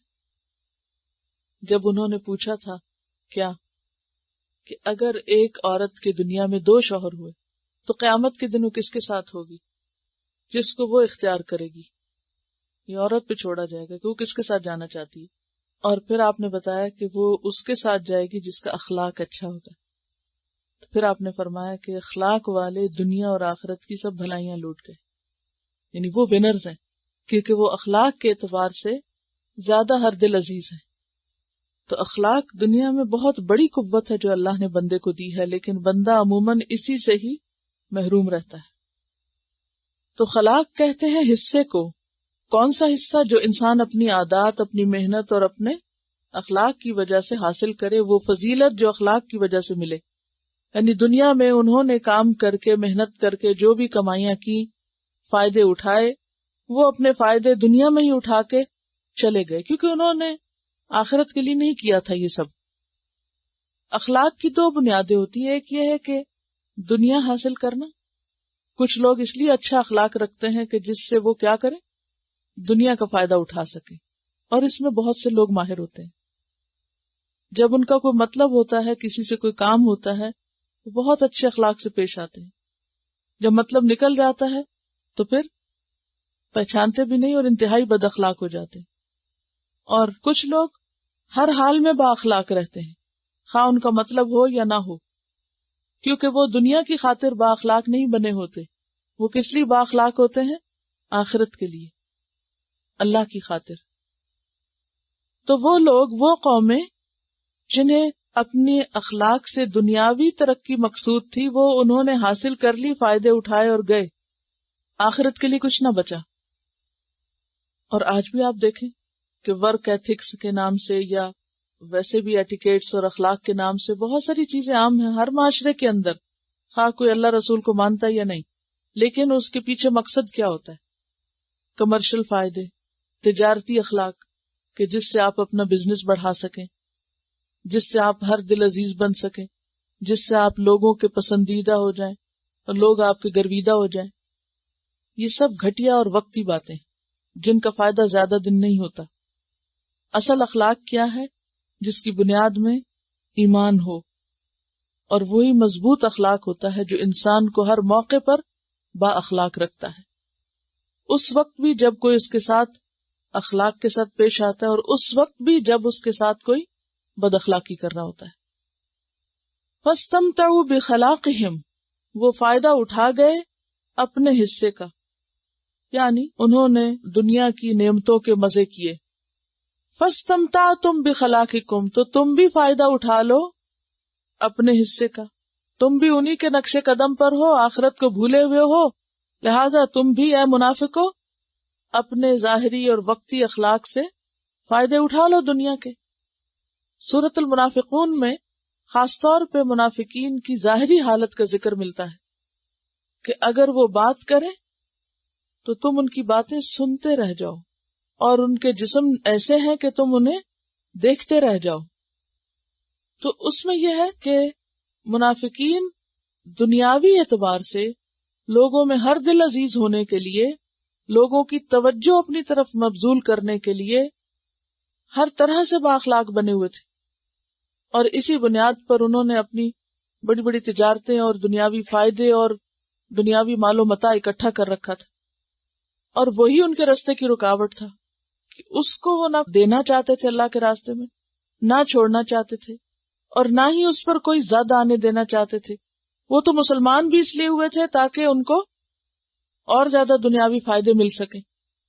لہذا ان سے کہا جا رہا ہے کہ یہ دنیا جس کی وجہ سے تم اپنا دین ایمان قربان کیے ہوئے ہو، اس سے تم کتنے دن فائدے اٹھاؤ گے؟ قل متاع الدنیا قلیل، تو کیا کرو تم اس سے فائدہ اٹھا لو جتنا اٹھا سکتے ہو. کما استمتع الذین، جیسے فائدہ اٹھایا ان لوگوں نے، من قبلکم، تم سے پہلے، پہلی قوموں نے، بخلاقہم، اپنے حصے کا، وخذتم، اور تم بھی بحثوں میں پڑے رہے، کالذی، جیسا کہ خاضوا، انہوں نے بحثیں کی. یہ فاستمتعتم اور خذتم دونوں فعل ماضی ہیں، تم نے حصہ اٹھایا جیسے انہوں نے اٹھایا، اور تم بحثوں میں پڑ گئے جیسے وہ پڑ گئے۔ اولئک حبطت اعمالہم، یہ وہ لوگ ہیں جن کے اعمال ضائع ہو گئے۔ حبطت بھی آپ پڑھ چکے ہیں، جانور کا اتنا چارہ کھانا کہ پیٹ پھٹ جائے، تو ان کے اعمال بھی ضائع ہو گئے۔ یعنی انہوں نے ویسے بظاہر تو بڑے اچھے اچھے کام کیے اور خوب کارنامے کیے، دنیا کے لحاظ سے بہت ہی سکسیسفل لوگ تھے، لیکن وہ ساری سکسیس ان کی یہیں رہ گئی، کیونکہ جیسے جانور کا پیٹ پھٹتا نا تو وہ کھایا پیا موت کا باعث بن گیا، اسی طرح ان کا کمایا اور ان کا جوڑا اور ان کا سب حاصل کیا جو دنیا کا مال و متاع تھا، وہ کیا ہوا؟ یہیں رہ گیا، ضائع ہو گیا۔ حبطت اعمالہم فی الدنیا، دنیا میں کیسے ضائع ہوئی منافقین کی کوششیں؟ ان کی اولادیں مسلمان ہو گئی تھی، تو وہ مال جو انہوں نے جمع کیا تھا اپنی اولادوں کے لیے، ظاہر ہے کہ انسان جو جمع کرتا ہے وہ ساتھ تو نہیں لے جاتا، تو کس کے کام آتا ہے؟ اولادوں کے کام آتا ہے، پیچھے رہنے والوں کے۔ تو ہوا یہ کہ وہ مسلمان ہو گئے۔ اب عبداللہ بن ابی کا بیٹے عبداللہ جو تھے وہ بہت مخلص مسلمان تھے، اسی طرح باقی لوگ بھی۔ تو ان کی وہ ساری کوششیں جو دین کی قیمت پر انہوں نے کی تھی وہ سب بیکار گئیں، کیونکہ ان کے اس مشن کو لے کے آگے چلنے والا ہی کوئی نہ رہا۔ پھر دنیا میں بھی ان کے سارے کرتوت کھل گئے، ان کی منافقت کھل گئی، کیا کرایا ان کا ضائع، بالآخرت اور آخرت میں بھی۔ وَأُولَئِكَ هُمُ الْخَاسِرُونَ، اور یہی لوگ خسارہ پانے والے ہیں۔ کون؟ جو دنیا اور آخرت میں خسارہ پا گئے۔ اس کے برعکس نیک کام کرنے والوں کے لیے قرآن پاک میں کیا آتا ہے؟ حضرت ابراہیم علیہ السلام کے لیے سورۃ العنکبوت آیت 27، وَآتَيْنَاهُ أَجْرَهُ فِي الدُّنْيَا، ہم نے اس کا اجر اس کو دنیا میں بھی دیا۔ وَإِنَّهُ فِي الْآخِرَةِ لَمِنَ الصَّالِحِينَ، اور بے شک وہ آخرت میں بھی صالحین میں سے ہوگا۔ تو اس سے کیا پتہ چلتا ہے کہ اگر کوئی شخص نیک کام کرتا ہے تو اس کی نیکی کے اثرات دنیا میں بھی رہتے ہیں اور اس کے مرنے کے بعد اس کے لیے صدقہ جاریہ بن جاتے ہیں۔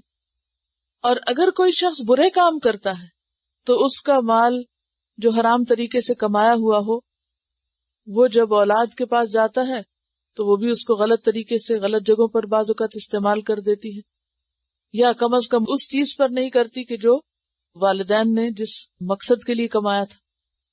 تو ایسے لوگ خسارہ پانے والے ہیں۔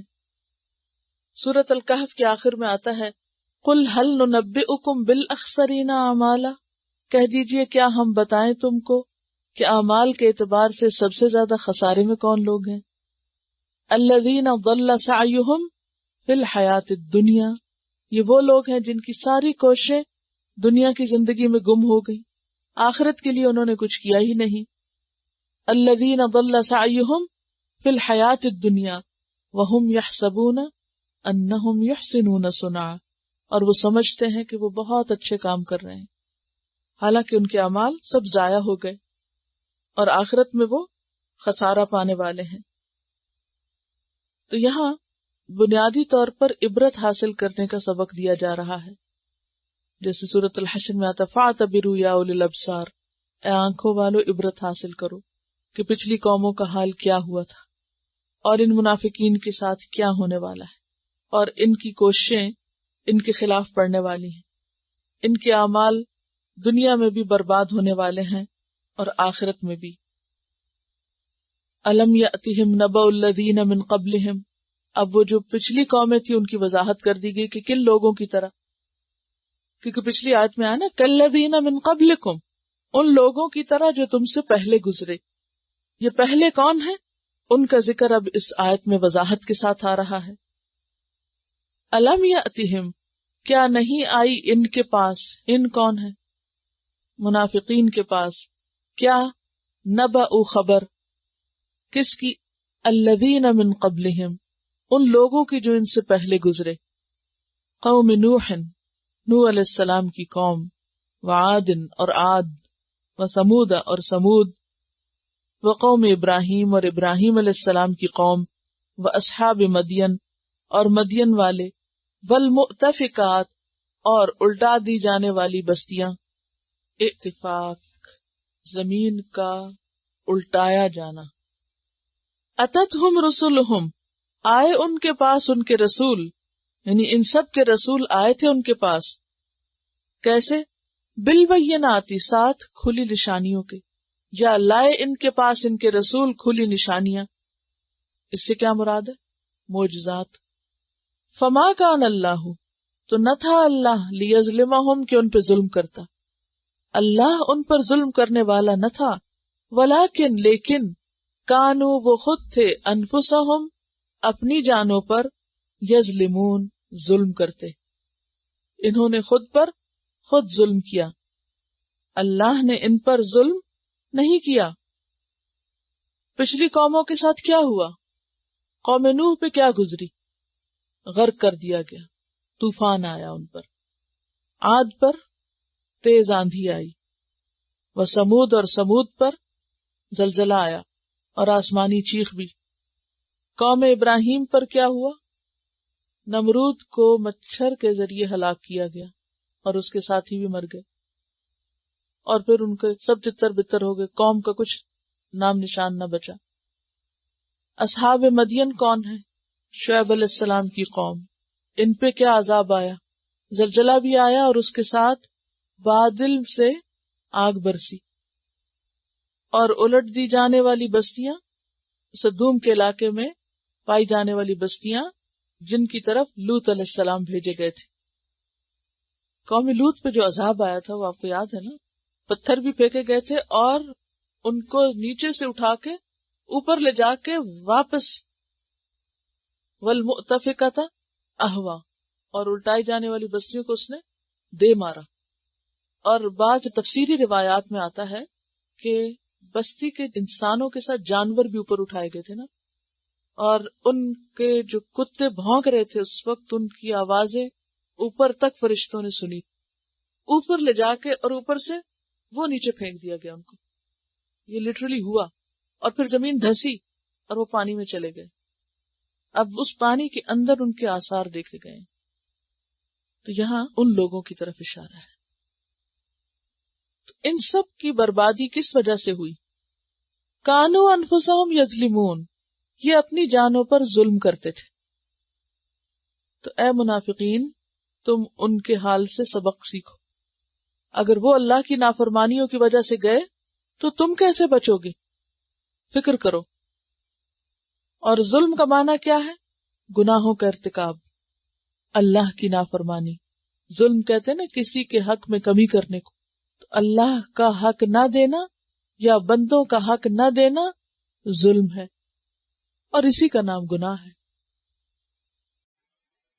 آیت نمبر 71 سے والمؤمنون والمؤمنات، اور مومن مرد اور مومن عورتیں، بعضهم ان میں سے بعض، اولیاء بعض، بعض کے دوست ہیں، مددگار ہیں. اولیاء کا لفظ ولی سے ہے، اور ولی کا معنی دوست، مددگار، حمایتی. اور ولایت کہتے ہیں مشکل وقت میں مدد کرنے کو، اخوت اور محبت کو. ولایت کس کو کہتے ہیں؟ اخوت، محبت اور مشکل وقت میں ساتھ دینا. ولایت عداوت کی ضد ہے. عداوت کس کو کہتے ہیں؟ دشمنی کو. تو مومن مرد اور مومن عورتیں، ان میں سے بعض، بعض کے دوست ہیں، مددگار ہیں، بھائی ہیں. ان کے درمیان دین کا ایک رشتہ ہے، ایک تعلق ہے، اور اس کی وجہ سے وہ یأمرون بالمعروف، معروف کا حکم دیتے ہیں، نیکی کا حکم دیتے ہیں. منافقون اور منافقات کے برعکس. وَيَنْهَوْنَ عَنِ الْمُنْكَرِ، اور برائی سے روکتے ہیں. مومن کی پہچان کیا ہے؟ مومن کی پہچان، مومن کون ہوتا ہے؟ مومن کی تعریف، جو دوسرے کے لیے وہی پسند کرے جو اپنے لیے کرتا ہو. جو شخص مومن ہوتا ہے وہ اپنے لیے کیا پسند کرتا ہے، اس کو کیا پسند ہوتا ہے اپنے لیے؟ دنیا اور آخرت کی بھلائی. اس کے دل میں اللہ کی محبت ہوتی، نیکی کی محبت ہوتی، خیر کے کاموں سے محبت ہوتی. لہٰذا وہ کیا چاہتا ہے اپنے مومن بھائیوں کے لیے کہ وہ کیا کریں، وہ بھی اچھے کام کریں. یہ ہو نہیں سکتا کہ کوئی شخص مومن ہو اور پھر اس کو نیکی سے محبت نہ ہو، اور یہ ہو نہیں سکتا کہ کسی شخص کو خود اپنے لیے نیکی سے محبت ہو اور وہ اسے دوسروں کے لیے نہ چاہے. تو اس کا لازمی نتیجہ ہے، یعنی مومن ہونے کا یا ایمان کا تقاضا ہے کہ انسان دوسروں کو نیکی کی طرف لائے، اور ایمان کا تقاضا ہے کہ وہ دوسروں کو برائی سے روکے. برائی چونکہ انسان کے لیے نقصان دہ ہے، منکر کو اختیار کرنا انسان کے لیے ہلاکت کا باعث ہے. تو جو مومن ہوتا ہے وہ اپنے لیے بھی منکر کو نقصان دہ سمجھتا ہے اور دوسروں کے لیے بھی. وہ جب کسی کو کوئی برا کام کرتے دیکھتا ہے تو بے حس نہیں رہ سکتا، غیر متعلق نہیں رہ سکتا، بے نیاز نہیں ہو سکتا. وہ یہ نہیں سوچ سکتا جس کا جو جی چاہے کرے، مجھے کیا غرض، مجھے کیا پڑی. نہیں، وہ دیکھتے ہی پریشان ہو اٹھتا ہے. اس طرح کہ دوسرے شخص کی ہلاکت اسے اپنی ہلاکت دکھتی ہے. وہ نہ اپنے لیے برائی کو گوارا کرتا ہے اور نہ ہی کسی اور کے لیے. لہذا اس کی ایمانی غیرت اور ایمانی حرارت اسے اٹھا کھڑا کرتی، بے چین کر دیتی. جب کوئی شخص منکر دیکھے تو اس کا کیا فرض بنتا ہے، کیا کرے؟ ہاتھ سے روکے. آپ نے اکثر دیکھا ہوگا کہ اگر کوئی چیز کسی کے لیے رکاوٹ کا باعث بنی ہوئی ہے یا تکلیف کا باعث بنی ہوئی تو عموماً اگر آپ میں ہمت ہو، سکت ہو، تو آپ کیا کرتے ہیں؟ فوراً اٹھ جاتے ہیں، ہٹاتے ہیں. اور اس کو آپ دیکھ سکتے ہیں خاص طور پر اپنے بچوں کے لیے کہ بچے جب چھوٹے ہوتے ہیں، مثلا چل رہے ہیں، تو آپ کو اگر یہ خیال بھی آ جائے کہ وہ پانی گرا اور بچہ پھسل سکتا ہے تو آپ آنکھیں بند تو نہیں کر لیتے. کیا سوچتے ہیں؟ مرتے پڑتے اٹھیں گے اور اسے صاف کریں گے، اور طاقت ہوگی تو فوراً ہی اٹھ جائیں گے. ہمت صحت ہو تو فوراً اٹھیں گے. اسی طرح اگر آپ کو یہ پتا ہو کہ بچہ جا رہا ہے اور بھاگ کے آگ میں ہاتھ ڈالے گا، کوئی ہیٹر وغیرہ لگا ہوا ہے یا کوئی استری گرم پڑی ہے، تو اگر آپ کو سوتے ہوئے بھی خیال آ جائے، یعنی کروٹ بدلتے ہوئے یاد آ جائے یہ بات کہ میں نے آگ کھلی چھوڑی ہوئی ہے اور بچہ پاس کھیل رہا ہے، تو آپ مزید سو نہیں سکیں گے، فوراً اٹھیں گے اور پہلے اس کو بند کریں گے. کیوں؟ کیا چیز آپ کو بے چین کرتی؟ بچے کا نقصان. بچے کا نقصان آپ کو کیوں بے چین کرتے؟ کیونکہ بچہ آپ کا ہے، آپ کو بچے سے محبت ہے.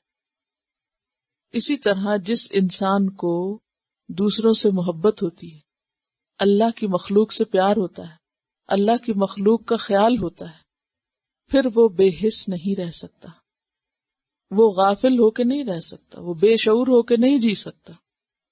معاشرے میں پھیلی ہوئی برائیاں اس کو لازماً بے چین کرتی ہیں، اس کی حساس طبیعت پر ناگوار ہوتی کہ اگر ان لوگوں نے یہ غلط کام نہ چھوڑا تو یہ تو ہلاکت میں پڑ جائیں گے. اگر کوئی شخص کنویں کی طرف دوڑ رہا ہو اور آپ کو یہ یقین ہو کہ وہ گر پڑے گا اس میں، تو کیا آپ خوشی سے منظر دیکھتے رہیں گے؟ تو بہت سے ایسے کام جو اس سے بھی زیادہ خطرناک ہیں اور جن کو لوگ کھلے عام کر رہے ہیں، تو ان کے لیے اگر ہم کوئی بھی تدبیر نہ کریں، کوئی بھی منصوبہ نہ بنائیں کہ ان کو اس سے روکیں، تو یہ تو انتہائی خود غرضی کی بات ہوگی. اس کا مطلب ہے کہ ایمان ہی کوئی نہیں اندر. کیونکہ جو ہاتھ سے نہ روک سکے اس کے لیے دوسری چوائس کیا ہے؟ وہ زبان سے روکے، کسی اور کو کہے بھی دیکھو اس چیز کو ختم کرو.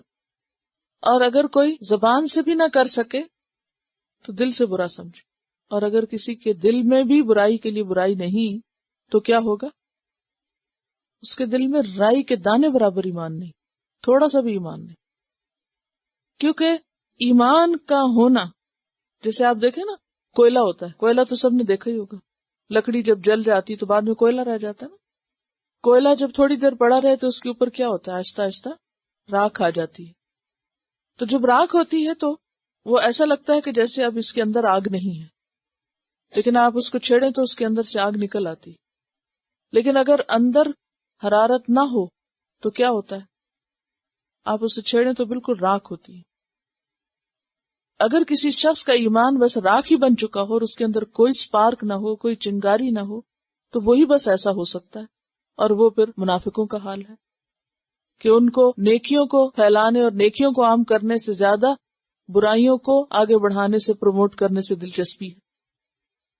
کیونکہ یہ ہو نہیں سکتا کہ کسی کے اندر ایمان ہو، ایمان کی غیرت اور حرارت ہو، اور پھر وہ برائیوں پر مطمئن ہو کے بیٹھ جائے. وہ ضرور کوشش کرے گا کہ وہ امر بالمعروف اور نہی عن المنکر کرے.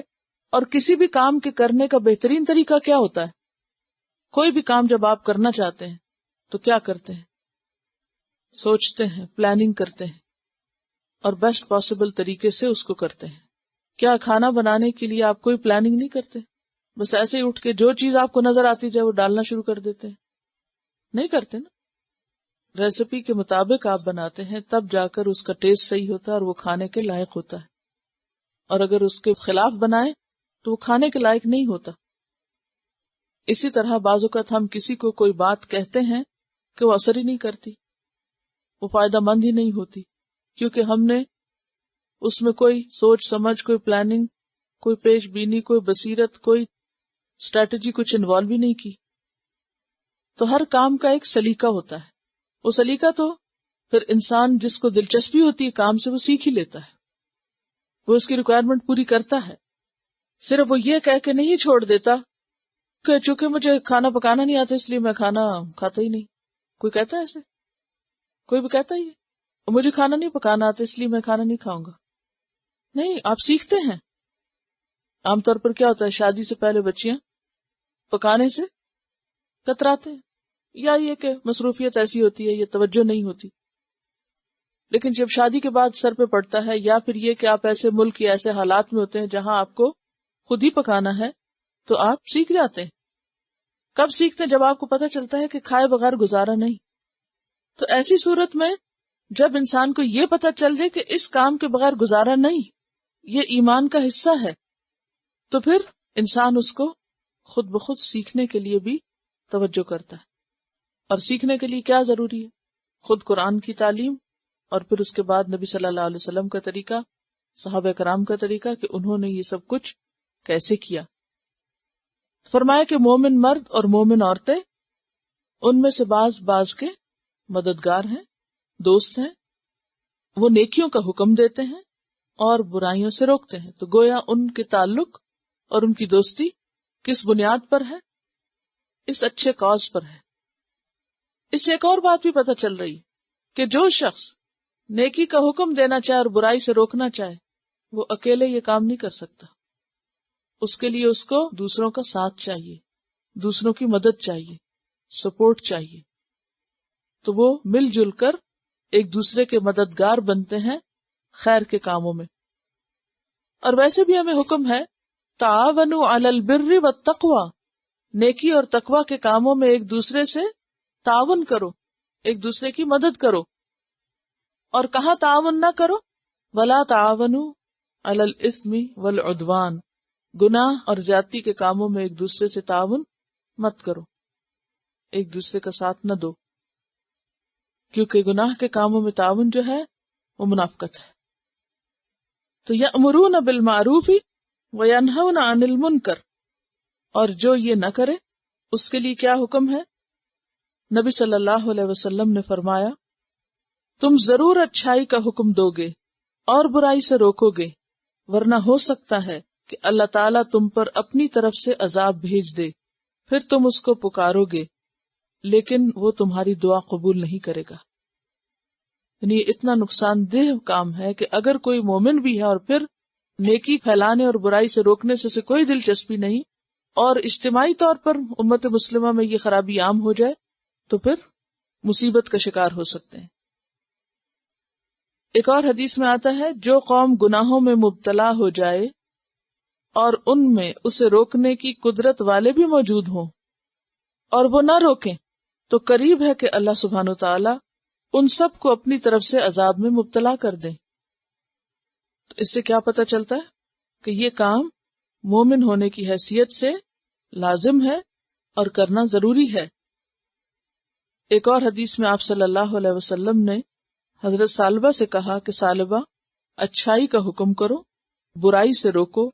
جب دیکھو کہ کنجوسی کی روش جاری ہو چکی ہے، یعنی بخل ہے لوگوں میں، اور خواہشات کی پیروی ہو رہی ہے، اور ہر صاحب رائے اپنی رائے پہ اترا رہا ہے، تو تم اپنے آپ کو بچاؤ اور لوگوں سے دور ہو جاؤ، کہ اگر تم نہیں روک سکتے تو پھر ان کا حصہ نہ بنو۔ تمہارے پیچھے تاریک رات کے ٹکڑوں کی طرح فتنے ہوں گے، تمہارے عقیدے اور عمل کو اپنانے والوں کے لیے تم میں سے 50 آدمیوں کی طرح ثواب ملے گا۔ یعنی فتنوں کے دور میں اگر کوئی شخص پھر نیکی پہ قائم رہنے کی کوشش کرے گا تو اس کا اجر و ثواب 50 کے برابر ہو جائے گا۔ وہ پوچھ رہے تھے کہ اللہ کے رسول کیا 50 انہی میں سے؟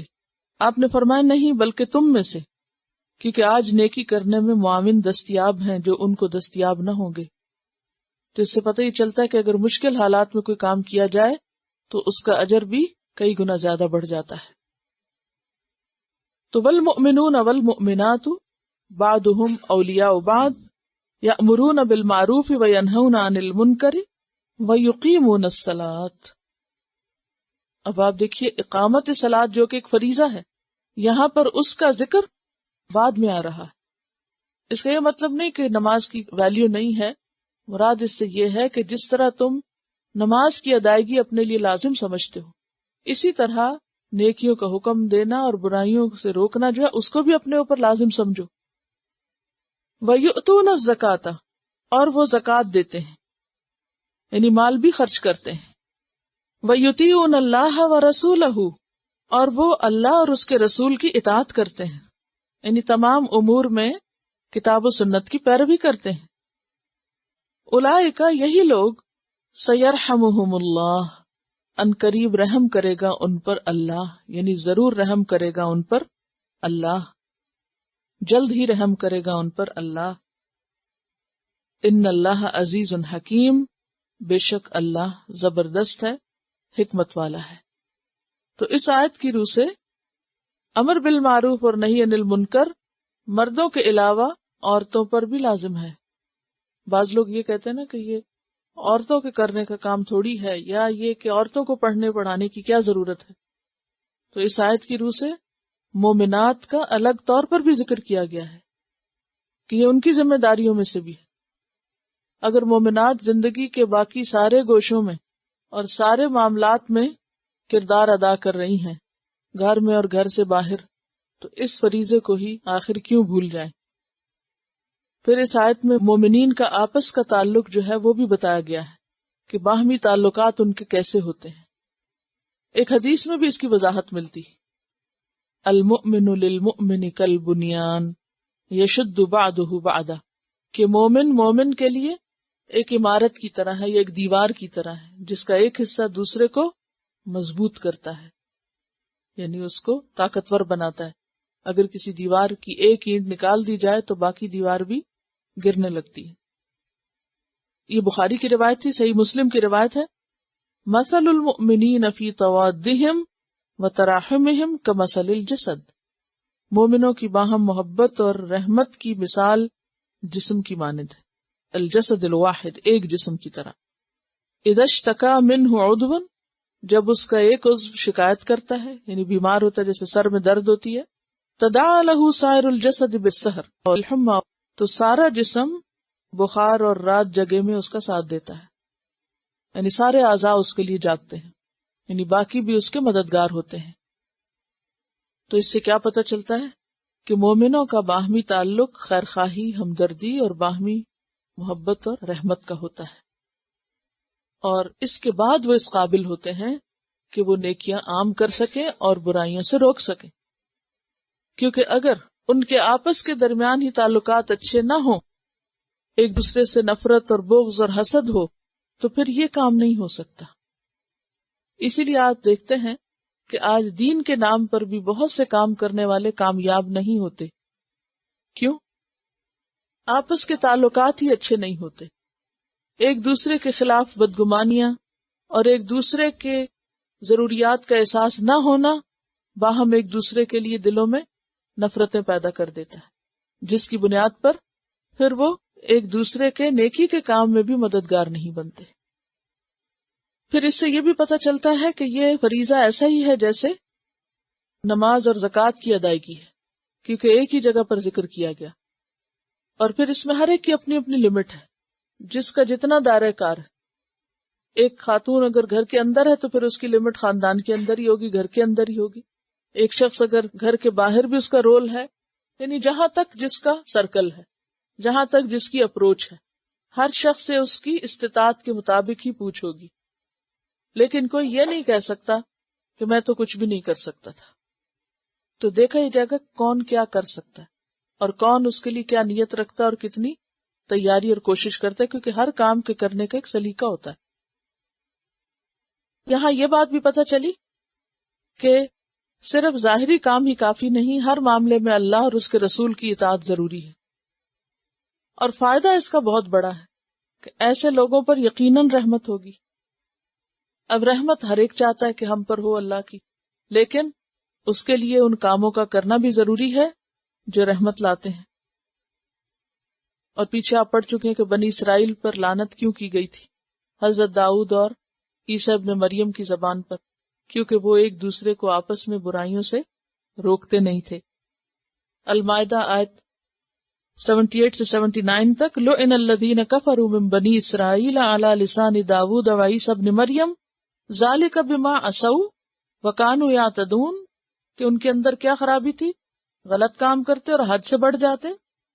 كَانُوا لَا يَتَنَاهَوْنَ عَن مُنكَرٍ فَعَلُوهُ، اور پھر ان غلط کاموں پر ایک دوسرے کو روکتے بھی نہیں تھے جو وہ ارتکاب کرتے. لَبِئْسَ مَا كَانُوا يَفْعَلُونَ، کتنے برے کام تھے جو وہ کر رہے تھے. اگر آج امت مسلمہ وہی کچھ کرے جو انہوں نے کیا تو فرق کیا رہ جاتا ہے. اور اس کے بارے میں آپ نے یہ پیشن گوئی بھی کی تھی کہ تم اہل کتاب کی پیروی کرو گے ہر چیز میں.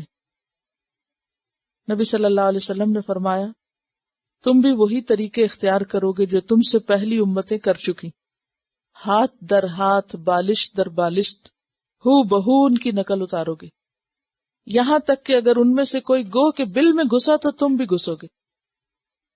حضرت ابو ہریرہ نے نقل کر کے فرمایا کہ اس حدیث کی تصدیق کے لیے تمہارا جی چاہے تو قرآن کی آیت پڑھ لو، کالذین من قبلکم کانوا اشد منکم قوۃ واکثر اموالا واولادا فاستمتعوا بخلاقہم فاستمتعتم بخلاقکم کما استمتع الذین من قبلکم بخلاقہم وخذتم کالذی خاضوا.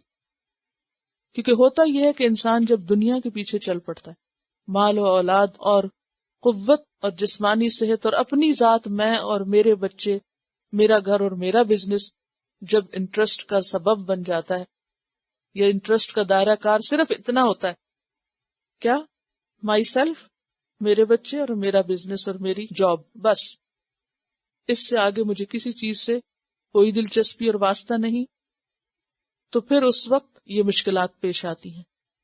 اور اسی کے بارے میں کہا گیا کہ تم بھی پھر انہی قوموں کی پیروی کرو گے. حضرت عبداللہ بن عباس نے یہ سن کے فرمایا ما اشبہ اللیلۃ بالبارحہ، آج کی رات کل کی رات سے کس قدر ملتی جلتی ہے. یعنی جس طرح پچھلی قوموں میں خرابیاں ہوئیں، آج وہی کچھ دوبارہ دہرایا جا رہا ہے. تو بنی اسرائیل میں کیا تھا، کب لعنت کرائی گئی، بما عصوا نمبر 1، یعتدون نمبر 2، اور لا یتناہون عن منکر نمبر 3. آج آپ دیکھیں گناہوں کی کثرت امت مسلمہ میں بھی کچھ کم نہیں، اور پھر ان میں حد سے بڑھ جانا، یعنی ہزاروں کی تعداد میں لوگوں کا مسلمانوں کے اندر قتل ہونا، ایک دوسرے سے نفرتیں، عداوتیں، بغض، چوری، ڈاکہ، فساد، زنا، ہر طرح کی برائیوں کا عام ہونا، بلکہ کھلا ہونا. اس حدیث کے یہ جو ابھی میں نے سنائی ہے، اس میں یہاں تک آتا ہے ایک روایت میں کہ اگر کسی نے کھلے عام اپنی ماں سے زنا کیا تو تم بھی وہ کرو گے. اور آپ دیکھیں کہ آج کل اخباروں میں کھلا ایسی خبریں چھپ رہی ہوتی ہیں اور ایسے واقعات سامنے آ رہے ہوتے ہیں کہ لوگ برائیوں میں اس قدر دلیر ہو گئے کہ محرمات جیسے رشتے جو ہیں ان کی بھی پرواہ نہیں. اور یہ مسلمانوں کے اندر ہو رہا ہے سب. اور پھر یہ ہے کہ لوگ دیکھ رہے ہیں، صرف خبریں ہی پڑھے چلے جا رہے ہیں اور صرف سنتے ہی چلے جا رہے ہیں، اور ان برائیوں کو روکنے کی کوئی پلاننگ ہی نہیں، سوچ ہی نہیں، فکر ہی نہیں، دکھ ہی نہیں، تکلیف ہی نہیں. تو اس طرح بے حس ہو کے زندگی بسر کرنا کیا ہے، دنیا کے چند روز کے فائدے اٹھانے میں محو اور مگن ہونا. کیونکہ ہمیں فرصت نہیں، کس لیے، اپنی ذات سے ہی باہر نہیں نکلتے. کیونکہ جب آپ اجتماعی فلاح و بہبود کا کام کریں گے تو آپ کو لازماً قربانی کرنی پڑے گی، ان سب پر کمپرومائز کرنا پڑے گا. آپ کو اپنی صحت بھی گھلانی پڑے گی، مال بھی لگانا پڑے گا، اور اولاد کو بھی قربانی ساتھ کرنی پڑے گی، تب یہ کام ہو سکتا ہے. اور اگر انسان دنیا کے ان سارے معاملات میں پرفیکشن کی حد تک کام کرے اور جہاں دین کا معاملہ آئے تو وہ غائب ہو جائے اور کسی قسم کا کوئی انٹرسٹ شو ہی نہ کرے، تو پھر یہی حال ہے جس کے بارے میں بنی اسرائیل سے مشابہت کا بتایا گیا. اور پھر انجام بھی وہی کہ اگر ان کو اللہ کی رحمت سے دور کیا گیا تو پھر کسی کے صرف زبانی کلامی کلمہ پڑھ لینے سے تو بات نہیں بن جائے گی. تو اس میں ہر ایک کو اپنے اپنے طور پہ سوچنا چاہیے کہ میری ہمت، استطاعت، وقت واقعی کتنی ہے. ایک تو یہ نا کہ ہم زیوم کر لیتے ہیں نہیں یہ میں تو کر ہی نہیں سکتی، یہ تو مجھ سے تو ہو ہی نہیں سکتا. اور پھر یہ ہے کہ یاد رکھیں کوئی کام بھی محض جذبات کے ساتھ نہیں ہوتا. جذبات کسی چیز میں حسن پیدا کر سکتے ہیں، جذبات کسی چیز کے لیے ایک موٹیویشن کا سبب ہو سکتے ہیں، مگر محض جذبات کوئی کارنامہ نہیں سر انجام دے سکتے. تو اس کے لیے ٹھنڈے دل سے سوچ سمجھ، تیاری، پلاننگ، محنت، قربانی اور کام کو سیکھنا ضروری ہے. آپ کو اگر خود ہی نہ پتا ہو کہ اچھا کیا اور برا کیا تو آپ کسی کو کیا روکیں گے؟ اگر آپ کے پاس خود ہی دلیل نہیں اور آپ خود ہی شیکی ہیں، اپنا ہی یقین کوئی مضبوط نہیں، تو پھر کسی اور کو کیسے بتا سکتے؟ دوسروں کو صرف وہ کنونس کر سکتا ہے جو پہلے خود کنونس ہو چکا ہو. جو کسی چیز پہ خود کنونس نہیں، وہ کسی اور کو نہیں کچھ کہہ سکتا اور نہ ہی پھر اس کی بات میں کوئی اثر ہو سکتا ہے. تو یہ جو فریضہ ہے اس آیت کی روح سے جو مومن مردوں اور مومن عورتوں کا ہے، اور جس کا درجہ نماز اور زکوٰۃ اور اطاعت کے ساتھ کر دیا گیا، یہ ہر ایک کو غور و فکر کی دعوت دے رہا ہے اور اس پر سنجیدگی سے سوچنے کی ضرورت ہے، کیونکہ اسی سے ہماری ایمانی زندگی محفوظ رہ سکتی. وعد اللہ المؤمنین والمؤمنات، وعدہ کر رکھا ہے اللہ نے مومن مردوں سے اور مومن عورتوں سے بھی. کس چیز کا وعدہ؟ جنات، باغوں کا وعدہ، جنتوں کا وعدہ. کیسی جنتیں؟ تجری من تحتها الانہار، جن کے نیچے نہریں بہتی ہیں. خالدین فیہا، ہمیشہ رہنے والے ہیں ان میں. ومساکن، اور گھر. مساکن کس کی جمع ہے؟ مسکن کی. کیا ہے؟ اسم ظرف مکان. طیبتن، عمدہ، اچھے، خوبصورت گھر، اچھے بنے ہوئے گھر جن کی کنسٹرکشن بڑی عمدہ ہوگی. مساکن طیبہ، جو دیکھنے میں بھی بہت خوبصورت ہوں گے. فی جنات عدن، عدن کے باغوں میں. اب یہ عدن کیا چیز ہے؟ عدن یا تو علم ہے یا صفت ہے. جی، علم کیا ہوتا ہے؟ اب آپ تفسیر نہیں سمجھ سکتے جب تک آپ علم اور صفت نہ بتائیں مجھے. اسم علم کیا ہے؟ نکالیں گرامر کی کتاب. اسم علم کسی شخص، چیز یا جگہ کا مخصوص ذاتی نام اسم علم کہلاتا ہے. مثلا محمد، مریم، مدین، یہ کیا ہیں؟ علم. کسی چیز، کسی جگہ کا نام. مثلا آپ کسی شہر میں رہتے ہیں تو شہر کا نام یا کسی جگہ کا نام. تو اگر اس کو علم مانا جائے تو اس کا مطلب یہ ہے کہ یہ جنت کا ایک نام ہے. جیسے دار السلام، دار الخلود، جنات النعیم، یہ کیا ہے؟ نام ہے جنت کے. فردوس نام ہے نا. تو اگر علم مانا جائے تو یہ کیا ہے؟ جنت کا نام ہے. تو وہ جنت عدن میں ہوں گے. عدن یعنی ایک خاص قسم کی جنت، اس کے باغوں کا ذکر ہو رہا ہے. اور اس کے بارے میں ایک روایت بھی آتی ہے حضرت ابو درداء سے کہ رسول اللہ صلی اللہ علیہ وسلم نے فرمایا، عدن دار اللہ التی، اللہ کا وہ گھر ہے، لم ترہا عین، جسے کسی آنکھ نے دیکھا نہیں، ولم تخطر علی قلب بشر، کسی بشر کے دل پر اس کا خیال بھی نہیں گزرا. لا یسکنھا غیر ثلاثہ، نہیں رہیں گے اس میں سوائے 3 کے. یعنی عدن 3 قسم کے لوگوں کو ملے گی، النبیون والصدیقون والشہداء. اور باقی صالحین کو باقی جنت، عام صالحین کو. اور اللہ سبحانہ تعالیٰ فرمائے گا طوبی لمن دخل کی، طوبی خوشخبری ہے اس کے لیے جو تم میں داخل ہوا، اس کے لیے ویلکم اس کو، یا اس کے لیے اچھا ہے سب. ایک اور روایت میں بھی آتا نا کہ جنت عدن کو اللہ نے اپنے ہاتھ سے بنایا، اور اس کی جو ایک اینٹ ہے وہ کس کی ہے؟ یاقوت کی، اور ایک زمرد کی، یعنی سفید اور سرخ اور سبز اینٹیں ہیں اس میں. اور کیا فرمایا کہ تجھ میں کوئی بخیل داخل نہیں ہو سکے گا، کوئی بخیل تجھ میں نہیں جا سکے گا. تو عدن اگر اس کو ہم علم میں لیں تو اس کا مطلب ہے کہ جیسے جنت الفردوس ہے، ایسے ہی جنت عدن ایک جگہ ہے جو خاص قسم کے لوگوں کے لیے ہے، اعلیٰ درجے کے لوگوں کے لیے. اور اگر اس کو ہم صفت لیں تو اس میں صفت کیا ہوتی ہے؟ کسی بھی چیز کی خوبی.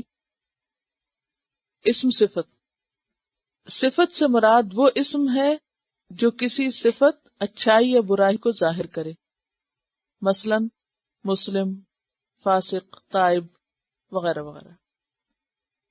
تو یہ پھر عدن صفت ہوگی کس کی؟ جنت کی. تو اس صفت کا مطلب پھر جاننا پڑے گا کہ عدن کا معنی کیا ہے.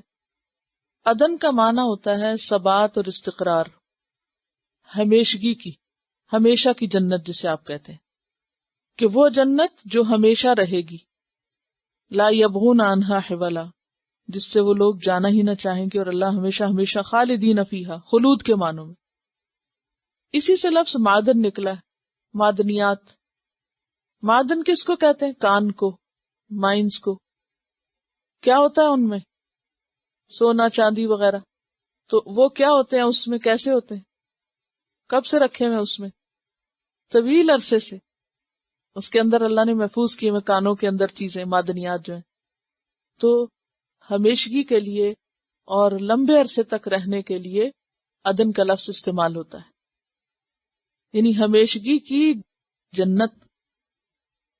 اور پھر اس میں جو خوشیاں انسان کو ملیں گی وہ بھی ہمیشہ ہمیشہ کے لیے ہوں گی. صحیح حدیث میں آتا ہے اللہ تعالیٰ اہل جنت کو جنت میں داخل کرے گا اور پھر پکارے گا. جنتی لبیک کہیں گے. اللہ تعالیٰ ان سے پوچھے گا اب تم خوش ہو؟ وہ جواب دیں گے پروردگار کیا اب بھی خوش نہ ہوں گے جبکہ تو نے ہمیں یہاں ہر طرح کی نعمتیں عطا کر رکھی. اللہ تعالیٰ فرمائے گا کیا میں تمہیں ان سب نعمتوں سے بڑھ کر نعمت نہ عطا کروں؟ جنتی پوچھیں گے یا پروردگار ان نعمتوں سے افضل اور کیا چیز ہو سکتی ہے؟ اللہ تعالیٰ فرمائے گا اب میں تم پر اپنی رضا اور خوشنودی اتارتا ہوں، اور آج کے بعد میں کبھی تم سے ناراض نہ ہوں گا. تو اس لیے وردوان من اللہ اکبر، اللہ کی رضامندی سب سے بڑی چیز ہے جو جنتیوں کو وہاں ملے گی ہمیشگی کی نعمتوں کے ساتھ. ذالک هو الفوز العظیم، اور یہی ہے دراصل کامیابی بڑی، بہت بڑی. عظیم کس کے وزن پر ہے؟ فعیل، اور فعیل کا وزن صفت میں بھی آتا ہے اور مبالغے کے لیے بھی آتا ہے. تو جب ہم کہیں کامیابی بڑی تو بھی کہہ سکتے ہیں، اور اگر عظیم فعیل صفت مشبہ کے معنوں میں لے مبالغے کے طور پر تو بہت بڑی، بہت ہی بڑی. یہ ہے اصل بڑی کامیابی. ایک سوال آپ لوگوں نے شروع میں کیا تھا، مجھے یاد آیا کہ حدیث میں آتا ہے کہ جنت تو کسی نے دیکھی ہی نہیں، تو آدم اور حوا اور وہ شیطان یہ کہاں تھے؟ تو بعض لوگوں نے کہا کہ وہ دنیا میں کوئی باغ تھا، حالانکہ ایسا نہیں تھا. جب جنت کہہ دیا گیا تو پھر جنت ہی ہوگی. لیکن آج جب میں یہ حدیث پڑھ رہی تھی کہ جنت عدن کو کسی نے نہیں دیکھا، تو اس کا مطلب ہے کہ ہو سکتا ہے کہ پھر وہ عام جنت تھی جس کو اس وقت آدم کو حوا کو وہاں ٹھہرایا گیا اور شیطان بھی وہاں پہنچ گیا، اور خاص قسم کی جنت ایسی ہے کہ جسے کسی نے نہیں دیکھا. اور جنت جو ہے اس میں مختلف جنت ہے نا، جنات النعیم، دار الخلود، دار السلام، اور جنات عدن، دار الخلد، جنت الفردوس اور دار الجلال بھی کہا جاتا ہے. تو یہ 7 نام ملتے ہیں. تو جنت عدن کو اللہ نے جب بنایا تو کہا کہ کسی دل پہ تیرا خیال نہیں جائے گا اور تجھے کسی آنکھ نے دیکھا نہیں. جب یہ کہہ دیا گیا کہ کسی نے بھی نہیں دیکھا تو پھر نہیں دیکھا ہوگا. پھر فرمایا یا ایھا النبی، اے نبی صلی اللہ علیہ وسلم، جاہد الکفار والمنافقین واغلظ علیہم. پیچھے مشرکین اور کفار سے اعلان برات ہو چکا، اب منافقین کے ساتھ سختی برتنے کا حکم آ رہا ہے. اب ان سے اعلان برات ہے، بہت ہو چکا اب تک تمہارے ساتھ، اب تمہیں چھوڑا نہیں جائے گا. اللہ تعالیٰ کی طرف سے حکم آ گیا. ابتدا میں تو آپ نے پڑھا تھا نا کہ ان سے کیا کرو، درگزر کرو، معاف کر دو، جانے دو. لیکن اب کیا حکم تھا؟ جب ساری حجت تمام ہو گئی، اب ان کے ساتھ سختی کا برتاؤ کیا جائے اور انہیں احساس دلایا جائے. بعض اوقات آپ دیکھیے کہ سختی بھی انسان کے حق میں فائدہ مند ہوتی. بظاہر دیکھنے میں شاید کسی کو ایسا لگے کہ دیکھو یہ کتنی سخت بات کی گئی ہے، لیکن اگر ایک شخص مسلسل دھوکے بازی کر رہا ہے، غلط کام کر رہا ہے اور پیار سے سمجھتا ہی کچھ نہیں، درگزر کرنے کو کچھ جانتا ہی نہیں، تو پھر کیا کرنا چاہیے اس کے فائدے کے لیے؟ سختی. تو اسی کانٹیکسٹ میں یہ بات آ رہی ہے کہ اے نبی صلی اللہ علیہ وسلم، آپ کفار اور منافقین سے جہاد کیجئے، وغلظ علیہم، اور ان پر سختی کیجئے. کفار سے تو آپ نے تلوار سے جہاد کیا حالات کے مطابق، لیکن منافقین سے آپ نے کبھی تلوار کے ساتھ نہیں کیا، بلکہ زبان کے ساتھ، دلیل کے ساتھ کیا. وغلظ علیہم، وغلظ کا لفظ جو ہے یہ غلظہ سے ہے. غلظہ سختی کو کہتے ہیں، غلیظ بھی اسی سے، عذاب غلیظ، یعنی ان کے جرائم پر انہیں چھوڑا نہ جائے بلکہ ان پہ حدود نافذ کی جائے، ان کو سزا دی جائے. زبانی طور پر بھی بات کرتے وقت ان کو ان کی سازشوں پر مطلع کرتے وقت بھی فرم لہجہ اختیار کیا جائے. وَمَأْوَاهُمْ جَهَنَّمْ، اور ان کا ٹھکانہ جہنم ہے. وَبِئْسَ الْمَصِيرُ، اور وہ بدترین ٹھکانہ ہے لوٹ کے جانے کی جگہ. کہ جب ان کی سازشیں بے نقاب ہو گئیں، ان کے اعمال کھل کے سامنے آ گئے، تو اب ان کے ساتھ نرمی کا کوئی جواز نہیں. اب ان کا احتساب سختی کے ساتھ کیا جائے گا. جہاد کس کو کہتے ہیں؟ جاہد الکفار والمنافقین. یہاں اب فرق بھی آپ کو جہاد کے معنی کا پتہ چل جائے گا عملی طور پر، جو پیچھے میں کئی دن سے آپ کو بتا رہی ہوں کہ جہاد کی کئی قسمیں ہوتی ہیں. جہاد کا صرف ایک ہی معنی نہیں ہوتا، قتال، جو کہ ایک بہت بڑی مس انڈرسٹینڈنگ ہے لوگوں میں کہ جو ہی لفظ جہاد آیا تو شاید مار پیٹ شروع ہو گئی. نہیں، جہاد بڑے پیمانے پہ کی جانے والی کوشش کو کہتے ہیں، فعال کے وزن پر.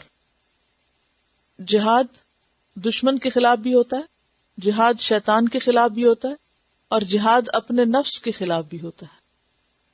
یہ تین بڑی قسمیں. اصل میں جو لفظی معنی ہے نا جہاد کا، بڑے پیمانے پہ کی جانے والی کوشش، کس بات کی کوشش؟ صراط مستقیم پر چلتے ہوئے جو رکاوٹ بھی سامنے آئے اس کو پوری کوشش سے ہٹا دینا، تاکہ انسان بھٹکنے سے بچ جائے اور اپنی منزل تک پہنچ جائے. مثلاً آپ دیکھیے کہ اگر آپ کو اپنے گھر جانا ہو اور خدا نخواستہ راستے میں کوئی ایکسیڈنٹ ہوا ہو اور روڈ بلاک ہو، تو آپ کیا کرتے ہیں؟ گاڑی نہیں جاتے، دوسرا راستہ تلاش کرتے ہیں، یا پھر اس کو ہٹانے کی کوشش کرتے ہیں. آپ نہیں تو دوسرے آپ کے لیے ہٹاتے ہیں. روڈ کلیئر کی جاتی ہے نا. تو ایکسیڈنٹ کے بعد روڈ کلیئر کرنا آسان ہوتا ہے؟ ٹوٹے ہوئے شیشے اٹھانا اور زخمی لوگوں کو اٹھانا اور پھر گاڑیوں کو کھینچ لے جانا ایک بڑے پیمانے کی کوشش ہوتی ہے نا، یا نہیں؟ تو یہ جو کوشش ہے راستہ صاف کرنے کی، یہ کیا ہے؟ جہاد. اللہ کے راستے پہ چلتے ہوئے اگر راستے میں کوئی رکاوٹ آ جائے، روڈ بلاک ہو جائے، کوئی آپ کو چلنے نہ دے، تو کبھی تو آپ ہجرت کر جائیں. جیسے آپ صلی اللہ علیہ وسلم نے سارا کانفلکٹ اوائڈ کر کے صحابہ کو حبشہ کی طرف بھیج دیا، اور پھر کچھ کو مدینہ، اور پھر بالآخر خود بھی چلے گئے، راستہ بدل دیا. ایسے ہی کیا تھا نا.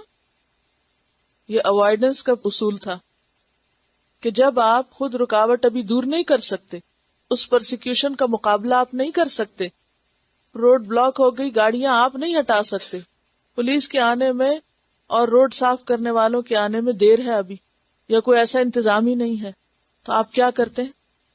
راستہ بدل دیتے ہیں، کیونکہ گھر تو جانا ہی ہے، بیٹھ نہیں جاتے وہاں، کبھی کوئی نہیں بیٹھا، ادھر ادھر سے سائیڈ روڈ سے نکل گئے، جس کے بس میں جو بھی چلا۔ اور دوسرا کیا ہوتا ہے کہ اٹمو اسٹرگل کے ساتھ رستہ ہٹا کے، کھول کے، رکاوٹ دور کر کے اپنا مطلب پورا کرنا، اپنے منزل تک پہنچنا۔ اس کانسیپٹ کو اپنے ذہن میں رکھیے۔ اللہ کے راستے پہ چلتے وقت کون کون رکاوٹ بنتا ہے؟ سب سے پہلے اپنا نفس۔ اب لیجئے تلوار اور لگائیے ایک اس کو، کر دیجئے اس کا خاتمہ۔ اگر جہاد صرف تلوار سے ہی ہوتا ہے تو سب سے پہلے تو اپنے اوپر تلوار چلائیے۔ یہ تو نہیں ہوتا نا، ایسا تو نہیں کیا جاتا۔ اپنا ہی من حجتیں کرتا ہے اور اپنا ہی من نہیں مانتا، سب سے بڑی رکاوٹ اپنے لیے ہم خود ہوتے ہیں، کیونکہ جب اپنے کو شوق لگ جاتا پھر کوئی ہمیں نہیں روک سکتا۔ تو اس میں اپنی اصلاح اور اپنی ذاتی تربیت اور اپنے اندر کی رکاوٹوں کو دور کرنے کے لیے پھر آپ کو ایمان کی قوت چاہیے، آپ کو ایسی جگہوں پہ ایسے لوگوں کے پاس اٹھنا بیٹھنا چاہیے کہ جو آپ کے لیے مددگار ہوں، سپورٹ بنے اور آپ کو آپ کے نفس کی غلامی سے نکال سکیں۔ پھر یہ کہ شیطان بعض اوقات رکاوٹیں ڈالتا ہے، وہ خود بھی آپ کو وسوسے ڈالتا ہے، لیکن اس کے ساتھ ساتھ دوسروں کے دلوں میں بھی جا کے وسوسے ڈالتا ہے کہ وہ آپ کے راستے میں کھڑے ہو جائیں آ کے۔ یہ بھی شیطان کے حربے ہوتے ہیں۔ آپ نے اکثر دیکھا ہوگا جو ہی اذان ہوتی ہے بچے رونے لگتے ہیں، ماں کی نماز لیٹ کراتے ہیں، تو یہ بھی شیطان کا ایک وار ہوتا ہے، وہ اس وقت جا کے بچوں کو چھیڑنا شروع کر دیتا ہے۔ اسی طرح اور لوگوں کو بھی، ویسے وہ بھولے ہوئے ہوتے ہیں آپ کو، جب آپ دین کی طرف آتے ہیں تو وہ سارے آپ کو یاد کرنے لگتے ہیں کہ اب ہمارے سے بھی ملاقات کرنے آئے۔ تو اللہ کے راستے پہ چلتے وقت مختلف طرح کی رکاوٹیں اندرونی اور بیرونی انسان کو پیش آتی ہیں، ان رکاوٹوں کو دور کرنا ہی جہاد ہے۔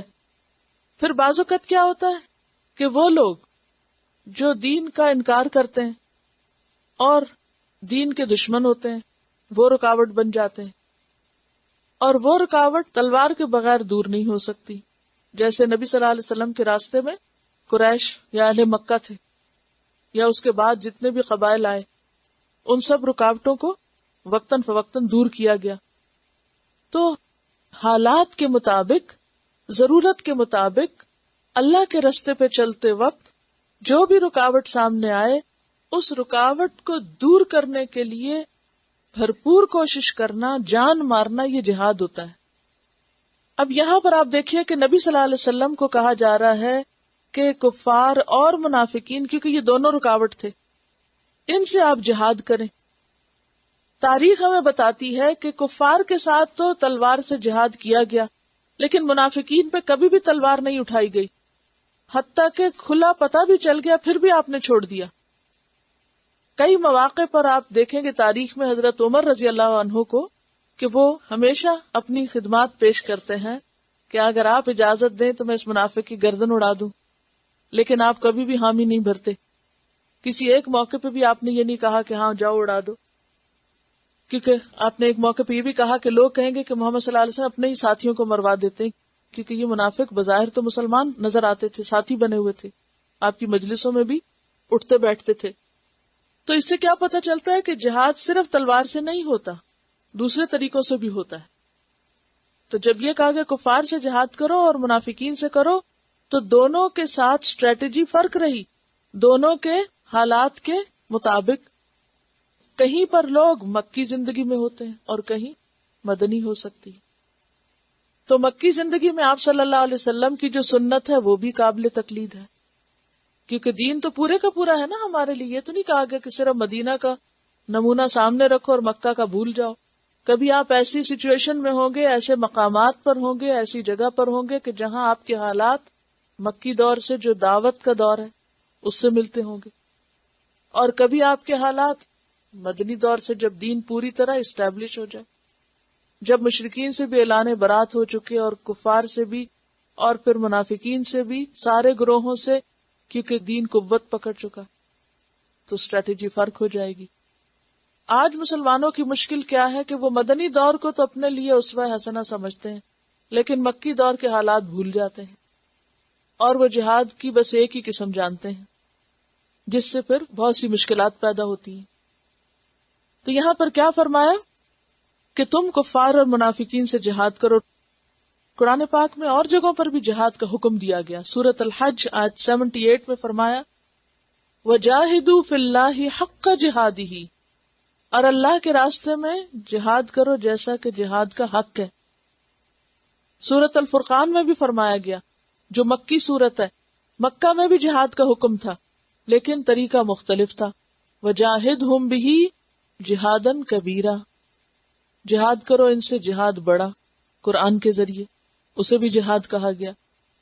پھر سورۃ التوبہ آیت 41 میں بھی آپ پڑھ چکے ہیں وَجَاهِدُوا بِأَمْوَالِكُمْ وَأَنفُسِكُمْ فِي سَبِيلِ اللَّهِ، کہ اپنے مالوں اور جانوں کے ساتھ اللہ کے راستے میں جہاد کرو. تو اسٹرگل تو جاری رہے گی لیکن ضروریات اور حالات کے مطابق طریقہ مختلف رہے گا. وَبِئْسَ الْمَصِيرُ، اور وہ کتنا برا ٹھکانہ ہے، کون سا؟ جہنم کا ٹھکانہ.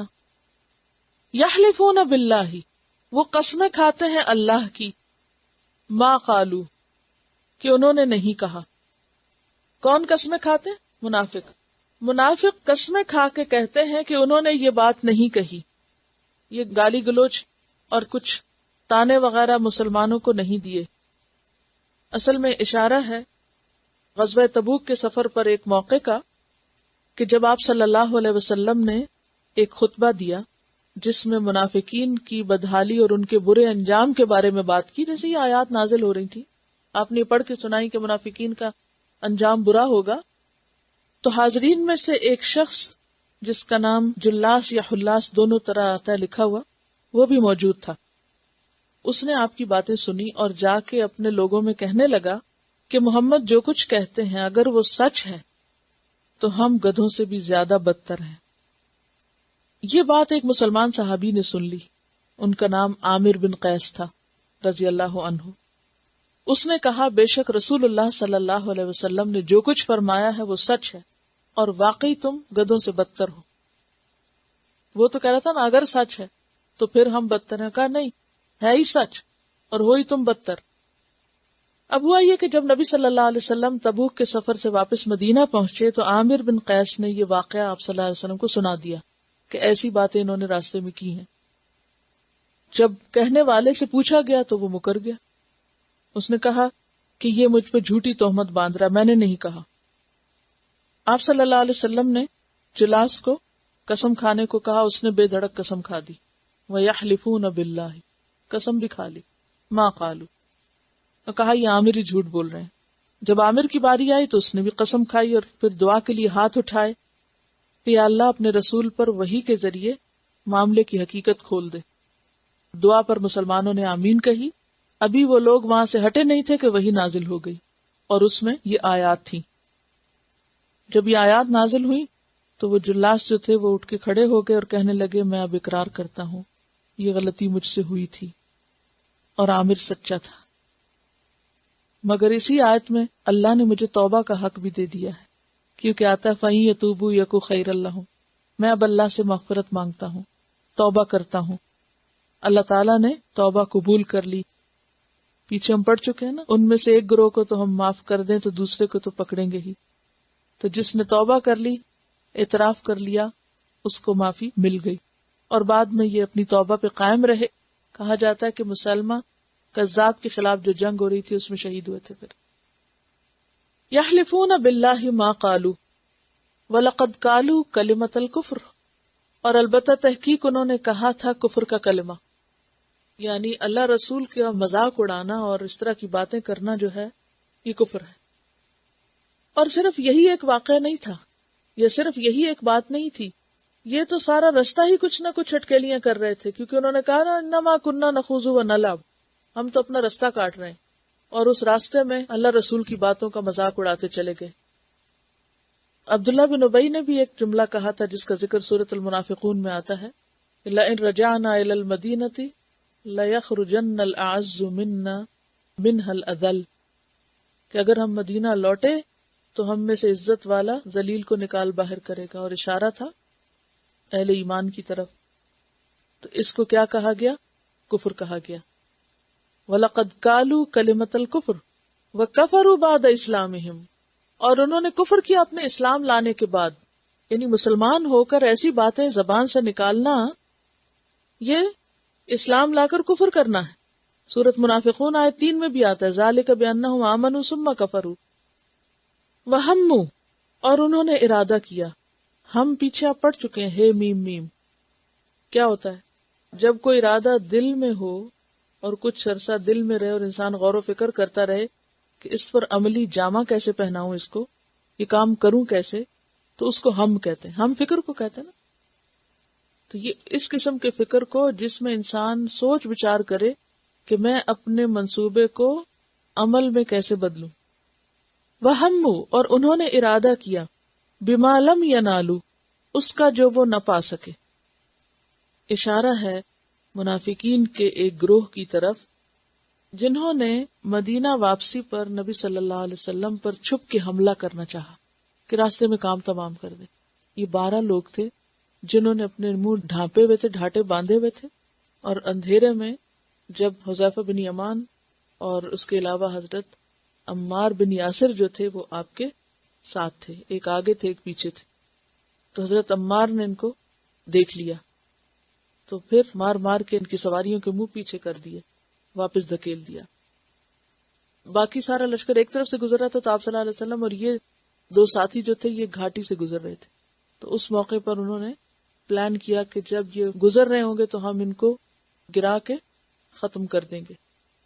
وَهَمُّوا بِمَا لَمْ يَنَالُوا، اور انہوں نے ارادہ کیا جس ارادے کو وہ نہ پا سکے، کیونکہ اللہ تعالیٰ نے بذریعہ وحی آپ کو خبردار کر دیا کہ ایسے لوگ آ رہے ہیں، اور آپ نے حکم دے کر ان کا منہ مڑوا دیا. وَمَا نَقَمُوا، اور نہیں وہ ناراض ہوئے. نقمہ کا معنی کیا ہوتا ہے؟ ناراض ہونا، برا سمجھنا. اور نہیں وہ ناراض الا مگر اس بات سے ان اغناہم اللہ، کہ ان کو غنی کر دیا اللہ نے، ورسولہ، اور اس کے رسول نے. اصل میں تو غنی اللہ ہی کرتا ہے، جیسے سورۃ النجم میں آتا ہے نا وَأَنَّهُ هُوَ أَغْنَى وَأَقْنَى، کہ وہی ہے جو غنی کرتا ہے، یعنی وہی دینے والا ہے اصل میں. تو غنی دراصل کون کرتا ہے؟ اللہ سبحانہ وتعالی. اگر اللہ سبحانہ وتعالی غنی کرتا ہے تو پھر یہاں یہ کیوں کہا گیا اور اس کا رسول غنی کر دے؟ رسول اصل میں سبب بنے تھے، اس لیے رسول کا نام ساتھ دیا جا رہا ہے. تو یہاں پر اغناہم اللہ ہے، اور رسول کا ذکر کس لیے آیا؟ کہ وہ سبب بنے تھے ہجرت کے بعد مدینہ کی خوشحالی کا. کہ ان منافقوں کو کس بات کی ناراضگی ہے؟ کیوں یہ ایسی حرکتیں کرتے ہیں؟ کیا قصور ہے پیغمبر کا؟ وہ دیکھ نہیں رہے کہ پیغمبر کے مدینہ آنے کے بعد مدینہ کو کیسی مرکزی حیثیت حاصل ہو گئی اور کتنی ترقی ہوئی ہے. ان کی معیشت بہتر ہو گئی، طرح طرح کی فتوحات سے جو غنیمتیں آئی ہیں مدینہ کے اندر، اس سے ان کی معاشی حالت بھی اچھی ہو گئی ہے. ابھی بھی ان کو نظر نہیں آتی اسلام کی برکتیں، اور نہیں یہ چھوڑیں گے اپنی ایسی حرکتیں. وَمَا نَقَمُوا إِلَّا أَنْ أَغْنَاهُمُ اللَّهُ وَرَسُولُهُ مِنْ فَضْلِهِ، اور فضل سے مراد یہاں غنیمتیں وغیرہ ہیں، فتوحات اور غنائم. اور سب سے بڑی بات یہ کہ آپ کی آمد سے لوگ بھائی بھائی بن گئے، محبتیں عام ہوئی، اور مدینہ میں خوشحالی کا دور آیا. فَإِن يَتُوبُوا، پھر اگر وہ توبہ کر لیں، يَكُ خَيْرًا لَّهُمْ، یہ ان کے حق میں اچھا ہے. جو ہو گیا سو ہو گیا، اب بھی موقع ہے، اب بھی باز آ جائیں. وَإِن يَتَوَلَّوْا، اور اگر وہ منہ موڑیں گے، کس سے؟ ایمان سے، اصلاح سے. يُعَذِّبْهُمُ اللَّهُ عَذَابًا أَلِيمًا، عذاب دے گا ان کو اللہ عذاب دردناک. فی الدنیا والآخرہ، دنیا اور آخرت میں. دنیا میں کس طرح؟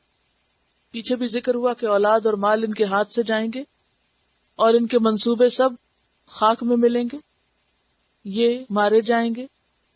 اور آخرت میں جہنم کے ذریعے آگ سے. وَمَا لَهُمْ فِي الْأَرْضِ، اور نہیں ان کے لیے زمین میں مِن وَلِيٍّ، کوئی دوست، ولا نصیر، اور نہ مددگار کہ جو ان کی حفاظت کر سکے، ان کے کام آ سکے. تو منافقین کا کوئی دوست کیوں نہیں؟ اس کی وجہ یہ تھی کہ یہ لوگ کسی کے بھی مخلص نہیں تھے. ایسا نہیں تھا کہ اگر یہ ایمان والوں کے مخلص نہیں تھے تو کافروں کے مخلص تھے، کسی کے بھی ساتھی نہیں تھے. وہ صرف اپنے ہی دوست تھے. کیونکہ جو شخص مفاد پرست ہوتا ہے اس کو کوئی مخلص دوست نہیں مل سکتا. کوئی آپ کے لیے اتنا ہی خیر خواہ ہو سکتا ہے جتنے آپ اس کے لیے ہیں. محبتیں دینے سے ملتی ہیں. آپ نفرتیں بانٹیں گے تو نفرت کمائیں گے، محبت بانٹیں گے تو محبت کمائیں گے. آپ کے اندر ایمان اور اخلاص ہوگا تو آپ کو اس کا دنیا اور آخرت میں ریوارڈ ملے گا. اور اگر آپ کے اندر منافقت ہے، دھوکہ بازی اور دوسرے کے ساتھ فریب کرنا، تو پلٹ کے وہ سب کچھ آپ کے اپنے اوپر آئے گا. جو کسی کے لیے گڑھا کھودے گا